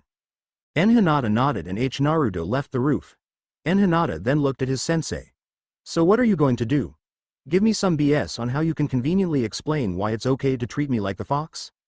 Naruto, I could give you a dozen reasons for why I've done what I have, but none of that will mean anything as long as you're angry with me and refuse to listen properly. Hinata just kept frowning. So that's it? No apology? I'm just supposed to get over it because you don't want me to be mad over being neglected? Sorry sensei, you can't order that. That's not what I mean, Naruto. I am sorry, but I don't think you'll accept that until you learn why I chose what I chose, and unless you can at least put that anger aside long enough to hear me out, nothing I say will matter to you except as something to make you even madder. Maybe I deserve to be mad. Did you ever think of that? Kakashi nodded. Of course I did. But did you ever think maybe I have reasons besides blaming you for what the fox did? Why would I? Practically everyone else has. Hinata replied. Kakashi could now see his student's mental scars went deeper than originally thought. After so long being neglected, Naruto had a difficult time grasping the concept of being accepted. Especially after learning why people avoided him. What about Hinata? You think she blames you? For this mess she does. Kakashi arched an eyebrow. Did she say that? She doesn't have to. Hinata looked away. Kakashi sat down next to his gender-bent student. Did she say that, Naruto? I said she doesn't have to. It's obvious. Hinata repeated, making an effort to avoid eye contact. Naruto, that's not what I'm asking. Did she ever at any point say, Naruto, this is your fault? It is my fault, so of course she blames me, Hinata all but screamed. Kakashi shook his head. Naruto, this is really just you blaming yourself. Hold it, he interjected before his student could yell again. It's normal to blame yourself here. The problem is that because you blame yourself you expect everyone else to blame you too. That's normal, but that's not true. I don't think Hinata blames you for this. Kurenai-sensei does. Hinata quietly added, as if afraid to be heard. Even if that's true, Hinata is not Kurenai, is she? Kakashi asked, hoping his student would get rid of some of his unnecessary anger here and then he could better get through to the former Jinchuriki. Hinata sighed. No, she isn't, so you shouldn't assume the two think the same. And you shouldn't assume Hinata thinks the same way you do. Here's something you should really learn, Naruto. Never think about other people like they're the same as you. The fact is, they aren't. People don't think the same things you think, do the same things you do, or have the same motives you have. And this goes for everyone, not just you and Hinata. If you want to understand a person, you have to learn how they see things. And how do I do that? And Hinata asked. Simple. You get to know them first, or if not that then ask them. And Hinata didn't look happy. That barely ever works for me. I said it was simple. I didn't say it was easy. Kakashi replied. Here, I'll help you learn. As you know, I was hesitant to immediately train you or Hinata in any jutsus here, and in your anger you assumed I'm punishing you because of the fox. Instead of considering my point of view, you're only considering the view you're most familiar with. That's normal, but it's not conclusive. For example, when have I ever treated you like the fox? You ditched me for Sasuke when I needed training in the Chunin exams, and Hinata stated. Naruto, how is that treating you like the fox? Kakashi asked. Just because someone else gets attention first doesn't mean you're being deliberately ignored. Then why ignore me? If not for the fox, then why? He's still speaking out of anger. He probably hasn't realized yet most of the things I do are done for professional reasons rather than personal reasons. The copy nin told himself. Naruto, take a deep breath and think about something soothing. And Hinata was reluctant, but inhaled deeply and thought of the first pleasant thing he could, which predictably was countless bowls of ramen. Alright then, now what? Listen to what I'm about to tell you. Don't judge, don't try and piece it together, just listen. Okay. The Junin asked, and the Genin nodded. I actually did intend on teaching you something during the month break. However, Sasuke required my attention first for several reasons. That seal he got from Orochimaru was a big part, since I was needed to keep an eye on it and him in the event it acted up. I got one from him too, you know, and Hinata commented. Actually, I didn't know that until weeks after when Jiraiya-sama told me. Kakashi pointed out. I did check on you when I was done training Sasuke, but I saw you were in the hands of a Sannin much more capable than myself, so I let you on your own from there. And just between us, Sasuke's a surprisingly slow learner. And Hinata looked surprised. Really? But everyone says he's a genius. An expert in one area isn't necessarily an expert in another, Naruto. Kakashi told him. Sasuke is talented in many things, but he's not talented in everything. He's smart, but unlike you, he's not very creative. He's a bit of a fixator, so he doesn't see the big picture, and he needs a lot of work to get something done without his Sharingan. Those fire jutsus of his took years to perfect, not hours like your shadow clones, which I might add are even harder to learn and use, and I think the only reason he got better grades than you was because he studied more than you did. I think the teachers were a bit against me too, and Hinata said. I wouldn't put it past them, but think about it this way, Naruto. They couldn't set you up to fail unless you were passing without their interference. If you were already getting Fs, why would they bother giving you Fs? The way I see it, there are only two explanations here. You're smarter than you think you are, you're just too used to being called an idiot to fight it anymore, or you can be smart but you just don't like studying. And Hinata still looked upset. So those are my choices? I'm either held back or lazy? When it comes to studying, Naruto, are you lazy? Kakashi asked unaccusingly. I'm not lazy, Kakashi-sensei. It's so boring having to read and memorize a bunch of gibberish. How can anyone do it? You're just not the type of person who learns that way. Sakura learns that way, Sasuke learns by seeing someone else, and you learn by trying it out yourself. That's how you learned the shadow clones, summoning jutsu, and Rasengan after all. In that essence you are the genius compared to Sasuke. Kakashi could see that Hinata was starting to feel good about himself again and knew now was the time to truly get through to the boy-turned-girl. That is the reason I said what I said this afternoon, Naruto. You learn through your body, through trial and error and the sweat of your brow. However, this technically isn't your body, and I worry that will affect your ability to learn. It's likely your rate of learning and ability to perform has been affected, and I wanted to see if that was the matter. The best way to test the theory isn't to give you new jutsu, but to see how well you perform what you already know in this body and compare the efforts to before. And Hinata was quiet for a bit, making Kakashi hold his breath in anticipation without realizing it. Slowly, Hinata turned to face his sensei. But why didn't you say that before? Or why bring up the fox at all? You didn't give me the chance, Naruto. You assumed that I was picking on you. As for the fox, you're used to having a lot of chakra because of it, but now you don't. Even now you probably don't feel as energetic as you usually do, right? Now that he mentions it, I do feel a bit tired compared to normal. And Hinata thought. So I have to get used to being in Hinata's body before I learn how to fight in it, right? Exactly, Naruto. That's why I didn't immediately plan on teaching either of you jutsus. There are other ways to get used to your new chakra levels than giving you jutsu to practice with. This might take a while and we've only got 2 weeks to do it, but hopefully by the deadline you'll be able to handle this body. If you're still in it, of course. Well, I'm not going to let this stop me, Hinata said with confidence. Kakashi smiled, glad to see his student back to normal, or as normal as he could be in his situation. Let's see you say that when you experience your first period. My first what? Hinata asked. Maybe Kurenai could explain that one to you. After leaving the roof and going back inside, Naruto was soon met with Kurenai. Hinata, I told you it's not wise be alone with him. Naruto frowned deeply at her sensei. Kurenai-sensei, with all due respect, I'm getting tired of your attitude towards Naruto-kun. Just what are you so afraid of?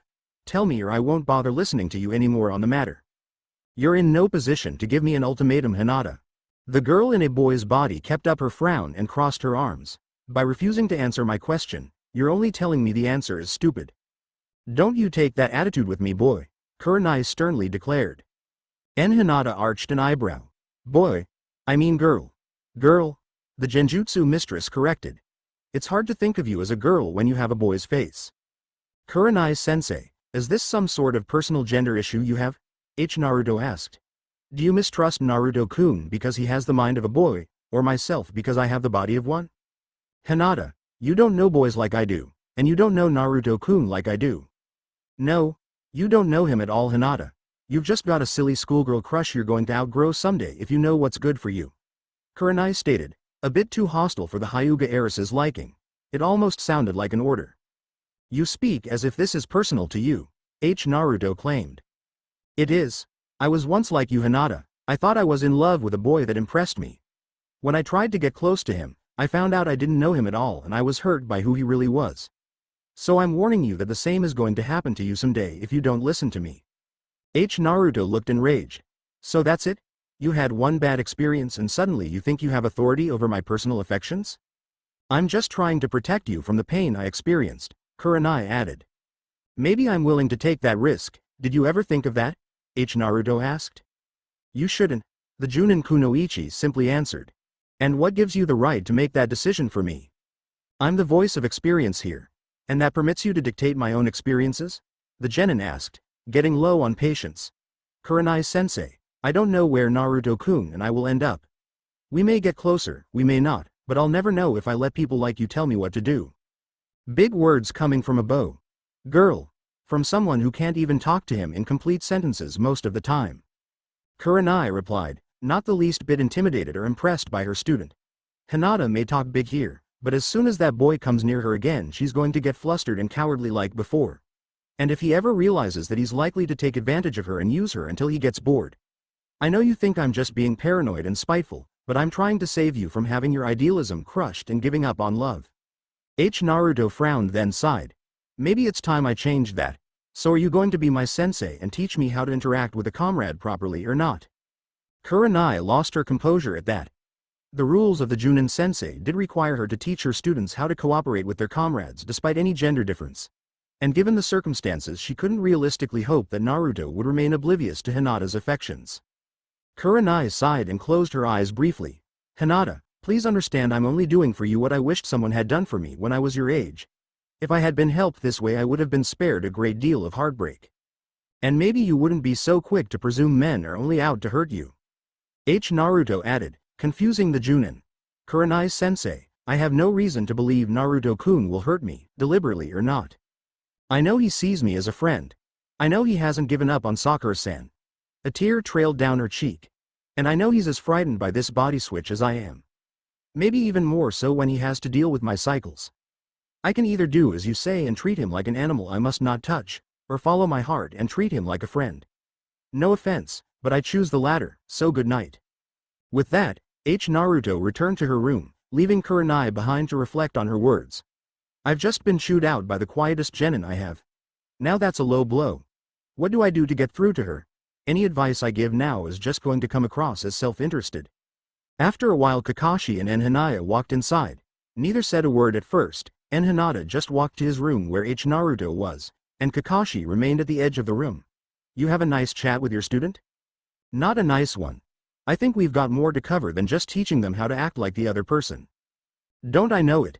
But it's our jobs to teach them everything they need to know, Kakashi told her.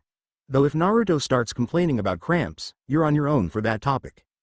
The next morning Naruto and Hinata woke up, cleaned up, went into the kitchen, and were greeted by the sight of breakfast made by Kurenai. On the table were 4 servings of miso soup, rice, a little poached fish, and some toast. A sight that Hinata greeted with eagerness, since the majority of his morning meals consisted of simple instant microwavable breakfasts and or ramen. With some milk on the off chance it would help him grow taller by now, not that such an issue was important at the moment. "Good morning Kurenai-sensei."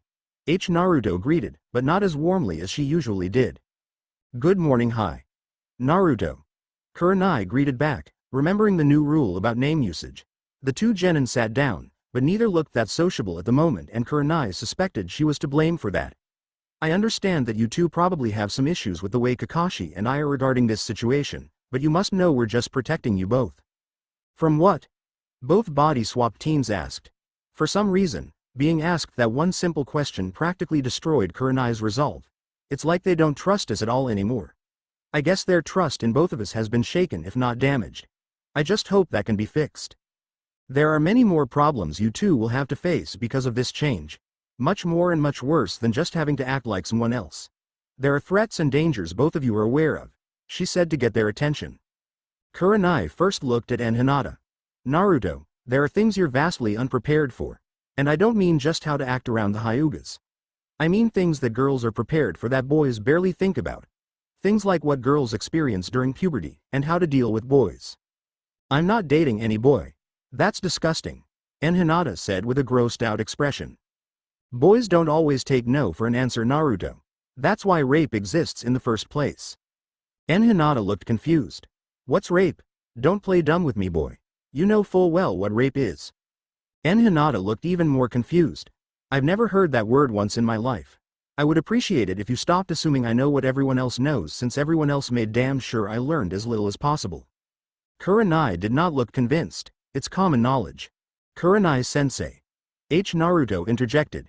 "It's very unprofessional for a teacher to assume their student already knows something and thus doesn't need to be taught. If Naruto-kun says he doesn't know what rape is you should give him the benefit of the doubt and explain it to him." "Yes Kurenai, you should," Tsunade said as she came into the room, surprising everyone. "Hokage-sama?" Kurenai asked, not expecting her. "Hey Ba-chan, what brings you here?" Hinata asked. "Oh nothing, just a request from Kakashi that I oversee Kurenai." The Genjutsu mistress did not know what to think. "What? Why would you need to oversee me?" "Because when I told you to do this job I warned you about being overzealous, but Kakashi has reason to believe you're letting your personal views on gender get in the way of being fair to these two." "I am not. If anything Kakashi's the one being unfair. You should reprimand him not me." Tsunade looked mildly amused. It was like dealing with child who had been caught with their hand in the cookie jar. "You sure were quick to try and redirect blame to someone else. Sounds like there is something you're guilty of. Unfortunately I don't have all day, but I am going to see for myself just what you and Kakashi are doing in regards to teaching." "It's only been one day Hokage-sama. You can't expect us to have taught them that much to begin with," Kurenai defended. "I'm aware of that, but what I'm more interested in is the quality of your teachings, not the quantity," Tsunade replied. "Unfortunately we haven't had much time to teach anything beyond gender-appropriate walking because of Naruto," Kurenai said, a hint of accusation in her voice and eyes. "If I may, Hokage-sama, I can explain that for you," Naruto interjected. "I'm listening," Tsunade said. "Yesterday we had reason to believe that Kakashi-sensei had no intention of teaching Naruto-kun anything during this time. When called on it he claimed Kyuubi was a factor and Naruto-kun took it as prejudice against him. Was that not a natural reaction for him?" "Honestly it was." "Was the issue resolved?" Hinata nodded. "Somewhat I guess. Kakashi-sensei later told me that I'm so used to having Kyuubi's chakra in me that I might not know how to fight without it and he needs to get me used to that first. And Hinata-chan needs to get used to fighting with it. Because of that, he's not yet sure where to start teaching." Tsunade nodded, pleased. "Okay, that sounds good. Now explain how helpful Kurenai has been." Naruto spoke up. "Kurenai-sensei seems to believe that Naruto-kun intends to misuse my body first chance he has." Tsunade turned to Kurenai. "Misuse? How? I never said that," Kurenai defended. "Didn't you say just last night boys are always interested in being perverts?" Naruto asked. "And didn't you try to order me to not ever be alone with him? Or even care about him like I do?" What? Hinata and Tsunade asked in shock. Hinata, you are taking my advice out of context. Kurenai warned the girl in a boy's body. Naruto turned to the slug Sanin. Kurenai-sensei said to me last night that she had a bad experience with a crush in her past and thus thinks it's a bad idea for me to show any interest in men at all, and even so much as told me to not care for Naruto-kun, if I knew what was good for me. She made quotation gestures with her fingers for the last part. Tsunade looked at Kurenai with steel in her eyes. Kurenai Yuhi, I order you to see Inoichi right away to set this straight. Until I say otherwise, you are off this assignment until further notice, and if I find out you were being a misandrist on the job when I ordered you not to be, you will be removed permanently. Maybe even removed from being a Junin sensei. Kurenai wanted to object, but doing so would only provoke the Hokage further. Yes, Hokage-sama. Tsunade looked at the genin. For now, Kakashi is your only sensei in this. If Kurenai isn't back here by the end of the day, assume she's not coming back at all. They nodded. Kurenai, follow me. Tsunade ordered, and the two kunoichi left. Kurenai tried to give Naruto a hurt look, one of betrayal to make the shy boy have pity on her, but Naruto refused to look at her right then. Hinata looked at Naruto. I'm not causing a problem with you and your sensei, am I, Hinata-chan? Naruto shook her head. No, this isn't your fault, Naruto-kun. It's Kurenai-sensei's fault for deciding I'm the only one here who deserved to be helped. I hope she can learn that she's wrong about you, but if she can't, then I can learn to live without her. Hinata just stared at his companion in this crisis. Hinata-chan, everyone was implying something about how you see me. Is there something you haven't told me yet? There is, but I wasn't trying to hurt you, Naruto-kun. I just didn't know how to tell you or when the right time was. But right now, I think I can say it to you. With what we're going through, what's there to be shy about anymore? Hinata shrugged, and Naruto took a deep breath before continuing. Naruto-kun, I like you. And I don't just mean I like people like you, I mean I like you. You, Naruto-kun. What do you mean? Hinata asked, then got an idea. Wait, you mean like how Sakura-chan likes Sasuke? Naruto nodded. Yes, I was just too shy to tell you before. I wanted to, but unlike Sakura, it's not easy for me to just come out and say it. There was some yelling outside, most of it on Kurenai's end, making the genin uncomfortable. Let's go somewhere else. Hinata suggested. Naruto nodded. Kakashi saw Kurenai be led away by Tsunade, wondering how she would take this. Sorry Kurenai, I know you'll probably hate me for this, but I can't let you get in the way of their friendship just because you had a bad experience, he said to himself. Kurenai heard this and turned an angry eye at the masked Junin. Damn right I hate you now, not that I ever liked you to begin with, you smug porn addict. And how dare you say it was just a bad experience? It was hell for me. Undaunted, Kakashi closed his eye. Yes, it was a very bad experience. I will never deny you that. But you're so afraid it's going to happen again, you're seeing signs of it where it doesn't exist. What is this, it, you're referring to? Tsunade asked. Kakashi wasn't sure how to answer. Something that happened when we were younger. Flashback. The Third Great Ninja War was terrible. It was now a child's war. So many of the brave ninja who risked their lives in battles were barely out of the academy. Forced to switch from throwing kunais at wooden targets to human flesh. Parents often had been forced to bury empty coffins, because there was nothing left to put in the box. Most of the war was being fought between Konoha and Iwa. The two sides seemed hell-bent on annihilating the other. Skirmishes between groups ended up as bloody massacres, no quarter was given or pity shown. This was no war, this was butchery and brutality, and each day it only got worse and worse. It felt like there was no chance of this war ending without one side being completely wiped out by the other. Lines on maps were constantly changing. One day one side seemed to be gaining ground only to be pushed back the next day. Landscape and terrain once so familiar had become unrecognizable due to devastation caused by jutsu. Yesterday, a report came to Konoha. A group of leaf ninja had been captured and taken to a former estate of a noble of the Land of Fire, which was now being used as an HQ for the enemy forces in the land. The Hokage ordered an immediate rescue of this group. Scrounging up a few reserve members, he placed the only senior member available as their leader, Kakashi himself. Of course, in recent months he had grown accustomed to his new name, Kakashi of the Sharingan.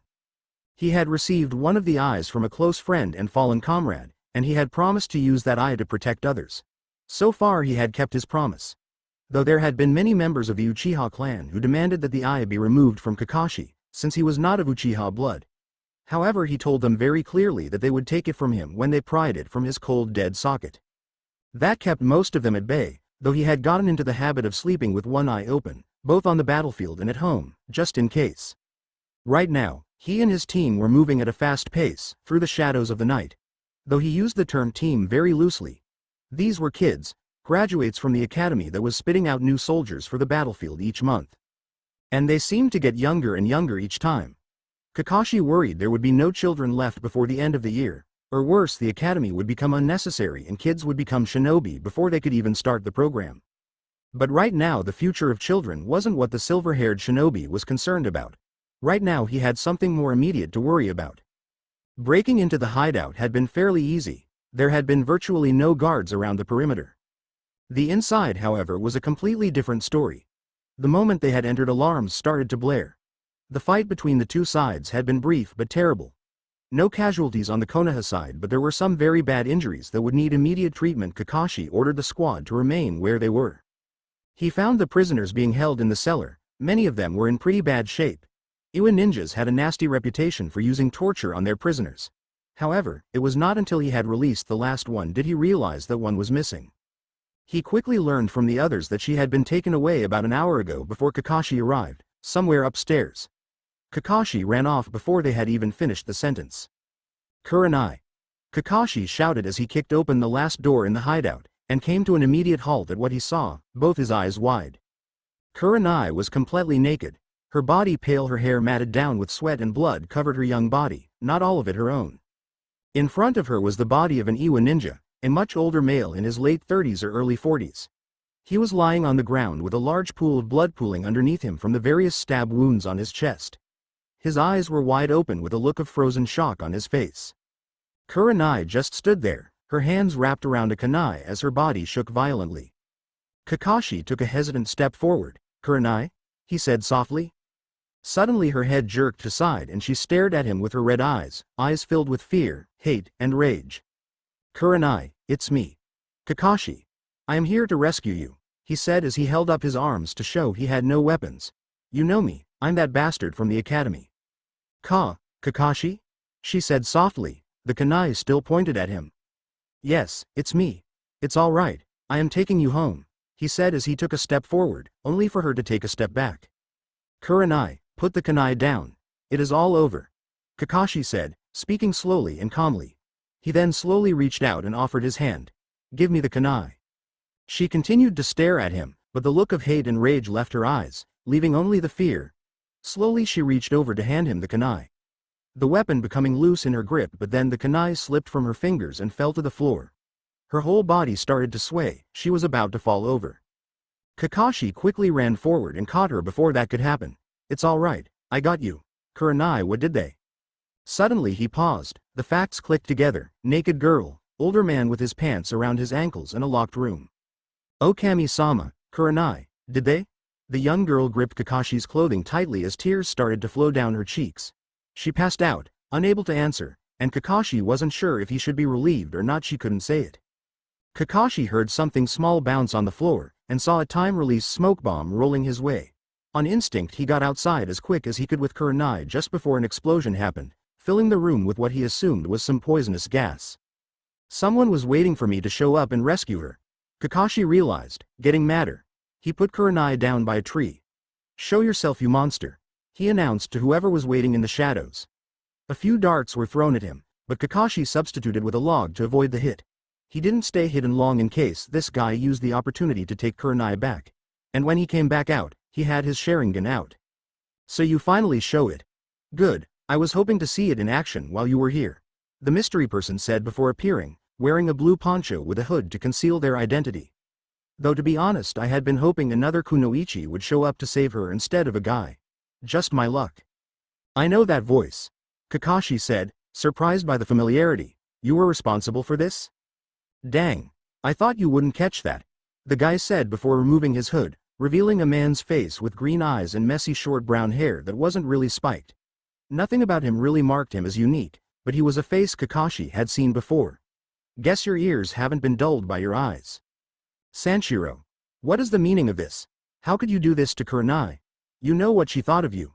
Kakashi asked, appalled that the man that had been Kurenai's interest since the academy would betray her like this and in a war ground nonetheless.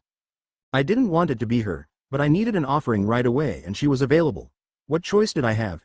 It was either her or me. Would you let yourself be raped? Kakashi narrowed his eyes. Don't speak like you were trapped into an ultimatum. If that were true you would have brought Kurenai back to Konoha rather than wait for someone to show up and ambush them. Or did you think I'd forget you just said you were hoping for another girl to show up? Sanshiro frowned. That's what I always hated about you, Kakashi, you're too damn perceptive. Pulling out a sword he charged at Kakashi, hoping to find an opening. Kakashi armed himself with just a kunai and charged as well, making Sanshiro smirk victoriously. The two clashed and swung their weapons, then stood apart with their backs to each other. Kakashi fell down with a cut on his left side that was bleeding badly but not fatally. Sanshiro stood with the kunai embedded in his leg. Really, Kakashi, you thought a kunai was going to beat me? Wasn't trying to beat you. Kakashi wheezed. Then what were you trying to do? The brown-haired blue-cloaked ninja taunted, removing the kunai from his leg. All of a sudden he got his answer, in the form of a yellow flash. Minato Namikaze appeared and quickly scoped out the scene, seeing his student on the ground, an unconscious Kunoichi by a tree, and a leaf nin standing over Kakashi with a bloody sword. Yo Yandaime-sama? Sanshiro asked in fear, then noticed the kunai. The kunai?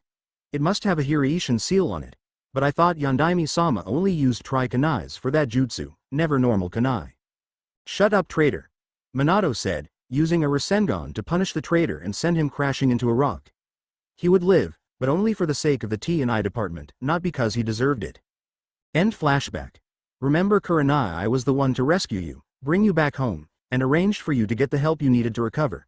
Kakashi reminded her. Yes, a man hurt you, but another man helped you, so don't judge us all the same. I remember what happened perfectly that night, Kurenai said, her voice filled with bitterness. She could remember it with near-perfect detail. She could not forget what happened that night, no matter how much she wanted to forget. I suspect you are experiencing some sort of relapse now, and you're not helpful to your student in that state of mind. I'm not relapsing, Kurenai argued. If that's true, then you have nothing to fear from seeing a doctor. Tsunade stated. And since I am one, we can get this settled right here and now. Though in reality she could have easily ordered Kurenai to comply. But in this case it would be much better if she agreed voluntarily. I'm telling you there's nothing wrong with me. Is it wrong to protect a girl's virtue? Kurenai asked. In that case, Kurenai, which one are you concerned about? The girl in mind or the girl in body? Tsunade asked back. Which is it you're afraid of? That Naruto's going to deflower Hinata's body, or that Hinata's going to get a boy's sex drive while she is a boy's body with boy hormones? Rather than answer, Kurenai hung her head as if defeated or saddened. Why is this happening now? Why does she have to be so interested in a boy this young? I thought she was better than this. Better than those airhead fangirls who think with their hormones and princess fantasies rather than listen to the voice of experience. Why is she in a hurry to grow up? The entire time she spoke she sounded like she was restraining a sob. Is that what this is really about? Kakashi asked, but Kurenai didn't respond. Kurenai, Hinata is not a child. She is going to become an adult whether or not you're ready for her to do so. And adults get adult thoughts and urges, be they man or woman. Hinata having a crush on Naruto isn't making her a fangirl. Trust me. I have a bona fide, practically certified fangirl on my team and Hinata could not be more unlike her. What do you know about Hinata? Kurenai asked, still refusing to look at anyone. You think you're the only non-Hyuga who's interacted with the girl? I've spoken to her before not too long ago, Kakashi claimed. Flashback. It was a sunny afternoon one day and Naruto was out in a training field by himself. Sasuke was away being trained exclusively by Kakashi for the Chunin exam finals. Sakura was off doing who knows what, making it clear he wasn't invited, and Jiraiya currently needed to see Sarutobi about something. At least I finally summoned a toad and gained their approval. And not just any toad, the big boss toad and partner to Yandaime-sama himself. Naruto thought with enthusiasm, at this point in time still in his own body. Now he was practicing taijutsu in preparation for fighting Neji in the upcoming weeks. He was so into it that he was unaware he has an observer. Hinata watched him with interest from behind a tree. Naruto-kun, you're fighting Neji Nisan for me? You even swore to beat him for my sake? She was going by what Shino had told her when she was recovering from Neji's attempted murder. She felt bad that Neji was in for a world of hurt, but she was so flattered Naruto was doing this for her. I bet you're not even thinking of becoming Chunin for that fight. You want it, but that's not your motive for winning. You're trying to right a wrong. You are so noble. Why don't you go talk to him? Some said behind her, making her eep and turn around frightened, only to see it was Kakashi. Calm down, I'm just here to see how he's doing since Sasuke is resting now. Is he being taught well? Hinata slowly nodded. I haven't seen everything, but he has this man with white hair and a red coat instructing him now. If I heard right then Naruto-kun was able to summon the same toad Yondaime-sama was partnered with. Kakashi looked at his student, who was unaware he had an audience. So he summoned Gamabunta even though he's still a genin? If he does well in the finals I ought to reward him with a more useful jutsu. Sure, summons are handy, but not in all situations. That's good, but why are you hiding? Are you afraid of him? What? No, I could never be afraid of Naruto-kun, Hinata stated. Then why not go up to him and say hi? He's not going to bite, Kakashi suggested. I can't. I don't want to distract him, then offer to train with him. He's going against a Hyuga soon and he could benefit from having experience in fighting your style.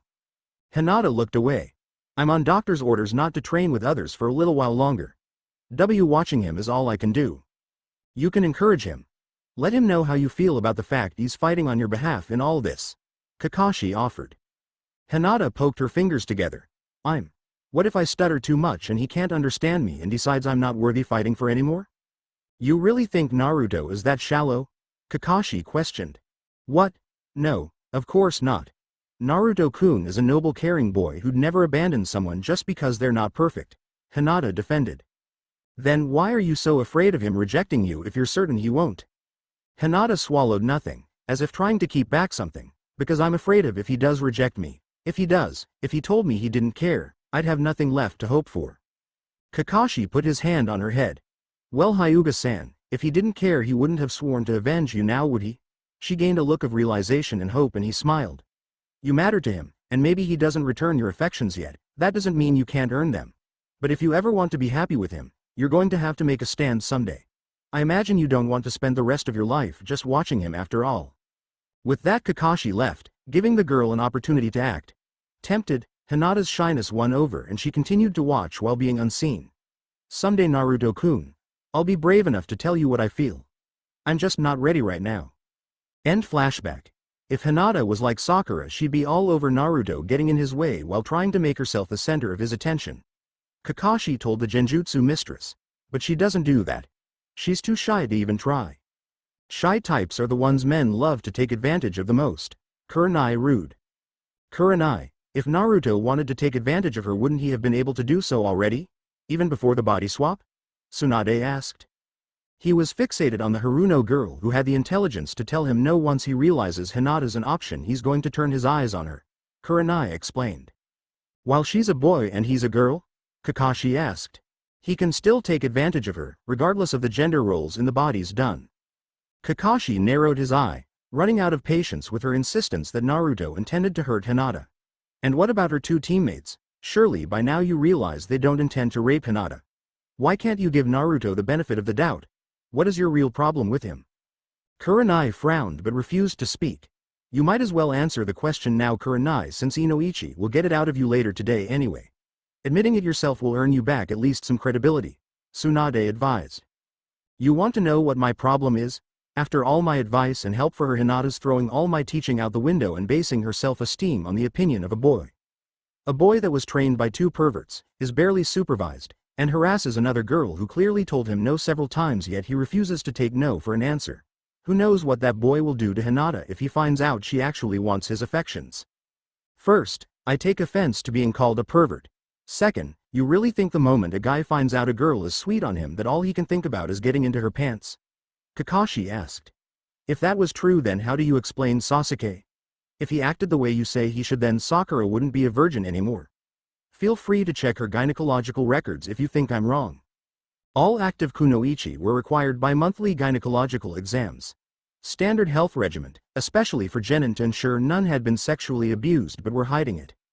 Actually Kakashi, I don't think it's just that. Tsunade suggested. The first person she criticized just now was Hinata, not Naruto. I think she's mad at her own student too, not just your own. Why would I be mad at Hinata? Kurenai asked. Maybe because she's showing independence from you and you clearly don't like why. And even though you know you should support her, you can't bring yourself to do it. Not when it involves being close to a boy. Tsunade concluded. I'm trying to help her, Kurenai insisted. Why was that so hard for them to understand? She was only looking out for Hinata, just like she had always been looking out for her since the day she became her teacher.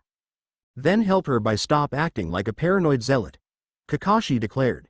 She became an adult the moment she graduated from the academy. Stop treating her like a child. I am not, Kurenai said, almost yelled. Then prove it. Submit to a simple psychological evaluation. It will take 2 hours at the most. If there is nothing wrong, then you have nothing to worry about, Suande said very calmly.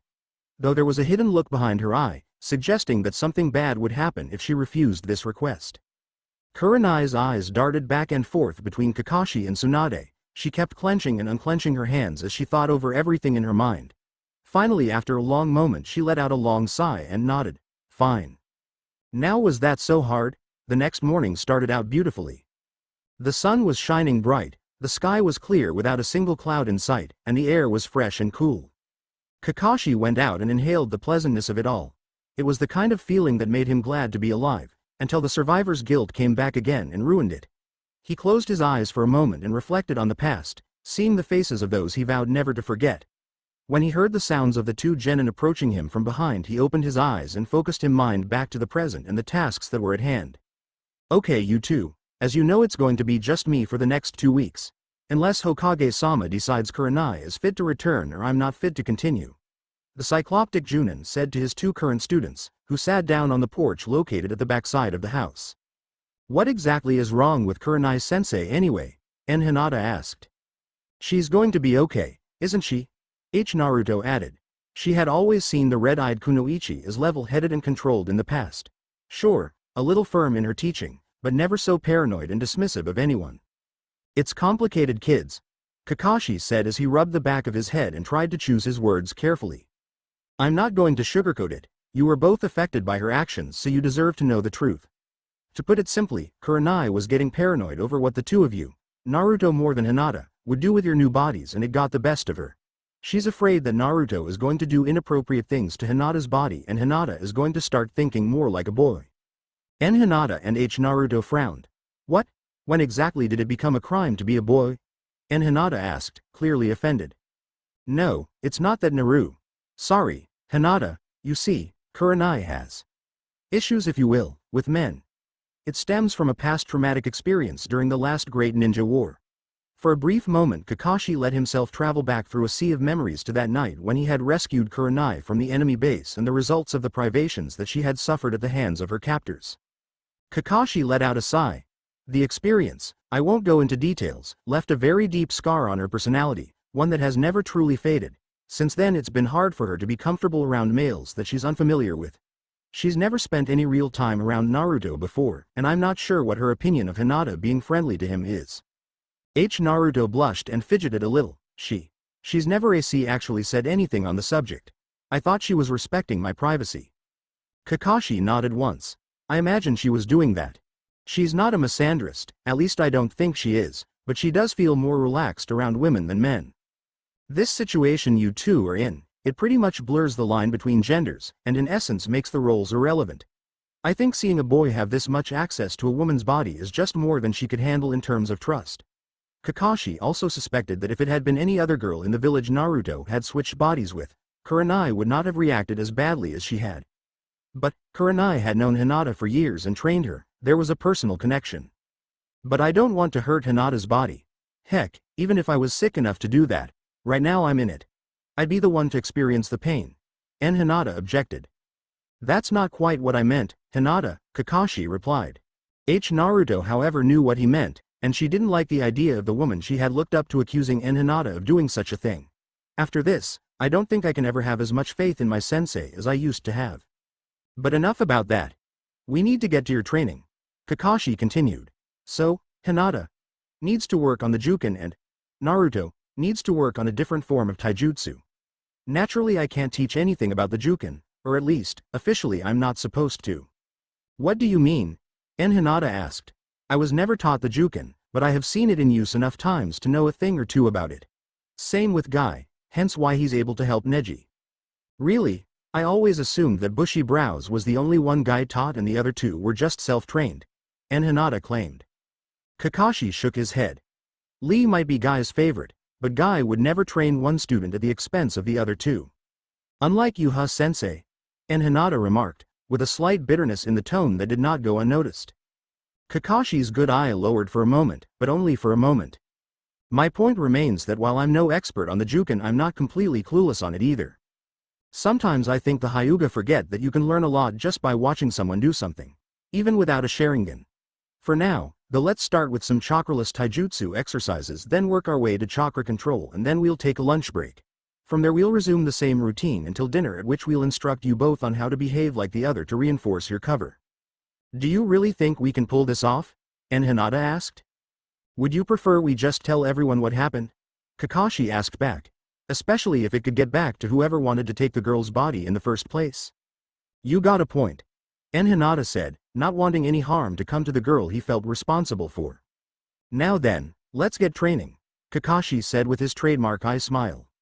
Has either of you seen Hinata lately? Heishi asked as he sat observing both Neji and Hanabi working out separately but in the same place.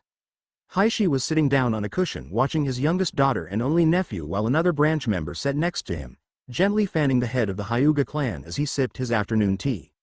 No Odo-sama, not at all. Hanabi replied without missing a beat in her training exercise.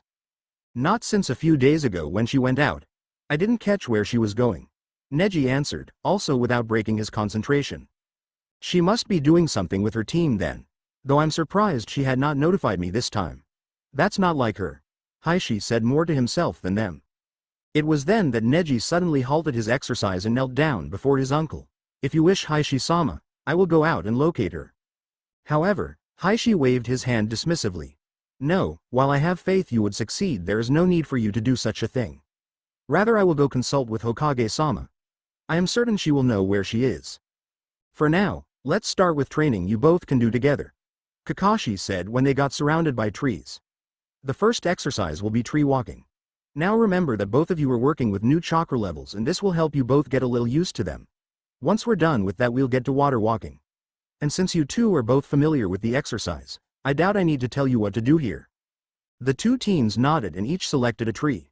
Both ranted and contacted with the bark, and had the exact results that Kakashi had predicted. Naruto went rocketing backwards and skidded on the ground for a few feet, and Hinata simply fell to the ground. Remember you two, you're dealing with different chakras. Adjust your control to accommodate. Take your time, don't rush it. Once you get this done, learning how to use the other's jutsu will be much easier.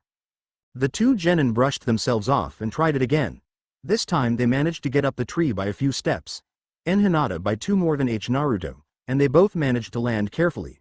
Almost right away they tried again, and surprisingly they both got to the first branch. Good, you're making better progress than I thought. Kakashi praised. It must be because you're both already used to tree walking. Getting used to it all over again wasn't as hard as it sounded. Or maybe you just got lucky. He smiled a bit. Let's find out by having you make it to the top within an hour. The two nodded and continued the practice while Kakashi watched carefully.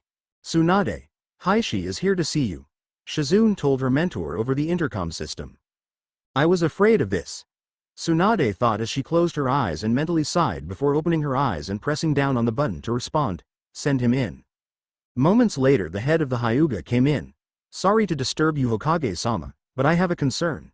No one has seen my daughter in some time. Were you not told anything? Tsunade asked, trying to sound like she was unaware. Heishi shook his head. No, I was told nothing from her Jonin-sensei and no one in my clan has seen her recently. Considering what has happened in the past, I fear the worst. Though the tone of his voice suggested otherwise. Well, kudos to not acting in a panic then like some parents would. Tsunade credited. However, your daughter is safe. I simply assigned her to some additional training for some time. Heishi looked confused. Why? She is already getting private lessons, and furthermore why was I not informed? Hinata is still my daughter and I have the right to be aware of any decisions that would keep her from her home. I have heard concerns regarding her progress and offered her a program that will see to her needs without putting her into an environment where she could be overwhelmed with pressure. As for informing you, it was intended. However, one of the Jonin involved seems to have had some kind of meltdown, and ensuring there was no threat to your daughter because of this became a concern. I apologize for procrastinating on informing you. Tsunade smoothly claimed. Before Heishi had time to make a comment, Tsunade continued. And I can assure you, Heishi-san, that you will be kept informed from this point onwards. The Hokage then pressed the buzzer button on the side of her desk and the doors opened to reveal Shizune waiting outside. My assistant will show you out. Good day. With that said and done, she returned to the stack of paperwork that was on her desk. Heishi stood there for a moment, his face a mixture of confusion and indignation. For a moment it appeared as if he was ready to speak again, to call Tsunade out. However, Tsunade did not even turn her eyes back to him. In fact, it looked as if she had even forgotten that he was here. The leader of the Hyuga clan continued to stand there in silence, watching the slug Sanin read through a document. He then turned slowly around and exited the Hokage's office, feeling more confused than he did when he arrived. Well done, you two. Kakashi told Hinata and Naruto, both taking deep breaths. They just barely managed to do it within the 1-hour time limit, but both succeeded in reaching the top of the tree. That wasn't so hard. Hinata panted, though he was leaning against his tree. Naruto sat down, stretching their legs for a moment. Okay kids, now that you're done with that, I think we can move on to some relaxing taijutsu for now. I think for the time being it will help for you to learn some shared stances, both to make it easier for me and for when you change back and do not need to relearn all over again, Kakashi stated. Hinata and Naruto nodded, and despite their fatigue both stood ready to learn. I'm going to start with one of the more popular ones around, for several reasons. It's commonly known as Tai Chi, or Taiji to some people, and while it is a taijutsu style, it is sometimes used for other purposes, such as meditation, civilian exercise, and even health recovery. Hinata looked confused. How can it do that? Well, for one, Tai Chi when practiced is usually done slowly, allowing one to work on their sense of balance as well as get their muscles moving without straining themselves or running low on breath. It also teaches patience, helps in recovering chakra quicker, and it helps keep the yin and yang parts of your chakra in balance. Hinata blinked. Yin and yang parts? We'll get back to that part, Nar. Hinata, for now just think of it as putting your chakra in better balance so it will be easier to control and more effective in jutsu. Now, these days Tai Chi is more commonly used as a practice taijutsu and a prerequisite to the more combat-ready styles ninjas prefer to use. So, this will help you ease into your new bodies better, even though odds are you'll never use it in missions. Now, Tai Chi is rather popular, and in fact each of the 5 major villages has their own variant to it. Kakashi continued. Suna uses the Sun style, which focuses on footwork and hand motions, giving them the impression of graceful dancers. It helps them in better mastering wind jutsu and puppetry, as well as moving around in the sand. Iway uses the Hao style, which focuses on endurance and perfecting chakra control. With it they are better able to endure most enemy attacks and are capable of performing more jutsu than other ninja. Kiri uses the Yang style, which is the most flexible and adaptable of them all. As a result, it helps Kiri nin excel in virtually any other field they wish to specialize in. Sort of a jack of all trades, master of none kind of taijutsu that allows them to find what they master in. And Kumo uses the Wu style, which like the Hao style is minimalistic but allows for more surprises and offensive options. And what does Konoha use? Naruto asked. We use the Chen style, the oldest known form of Tai Chi. It's the most expressive kind, taking the most advantage out of keeping the body in motion. It switches between fast stances and slow stances and is good for building up strength and agility. It works with Naruto's natural energy but also forces him to learn restraint, and it works with Hinata's focus but forces her to take initiative. So, it's the perfect shared taijutsu for the two of you, in theory at least. We'll know for sure when you get started. Kakashi then showed them both a bow stance and instructed them on how to mimic it. After that he slowly went through the motions of an introductory kata, pausing after each motion to give them time to replicate it. After he finished he resumed the original bow stance, as did they, and repeated it, this time a little faster. You both did good today, kids, I'm proud of you, Kakashi said as they all sat down to dinner, one he had delivered to him. Hinata was upset it wasn't ramen, but he had to admit that sukiyaki did taste pretty good. Hey, if I had known that swapping bodies with someone would finally make you do your job, I'd have done it before wave, Hinata joked. Kakashi however did not look amused. Naruto, I get that I wasn't the best sensei, but do you think that maybe part of the problem was you? Hinata frowned. Oh, you mean like how every single person except Hinata says the problem is me? No, why would that thought ever once cross my mind? He replied sarcastically. Now Naruto, I don't mean to offend, but maybe this will help you in the future.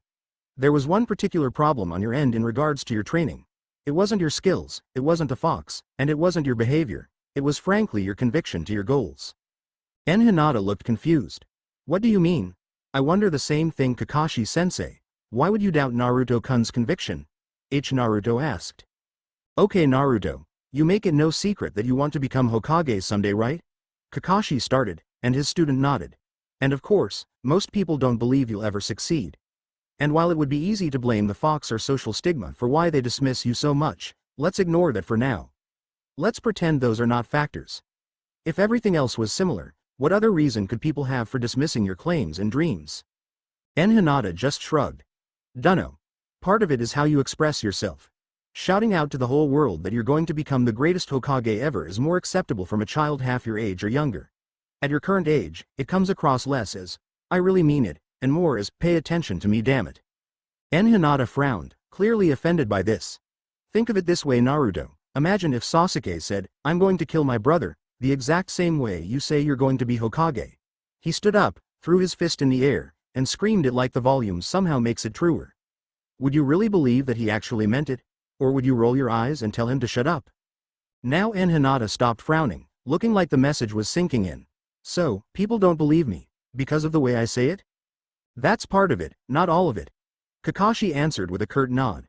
Another part of it is the effort you put into it.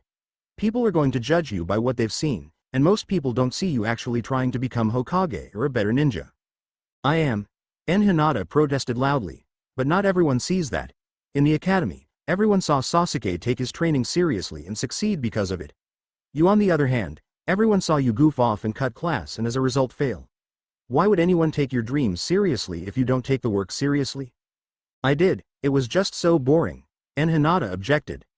So, you want to become Hokage but only until it gets boring to do so? Kakashi tested. No. But that's how people see it Naruto. Kakashi warned, holding up a single finger. One of the reasons you got people's respect when you defeated Neji was because that time you presented yourself with solid conviction.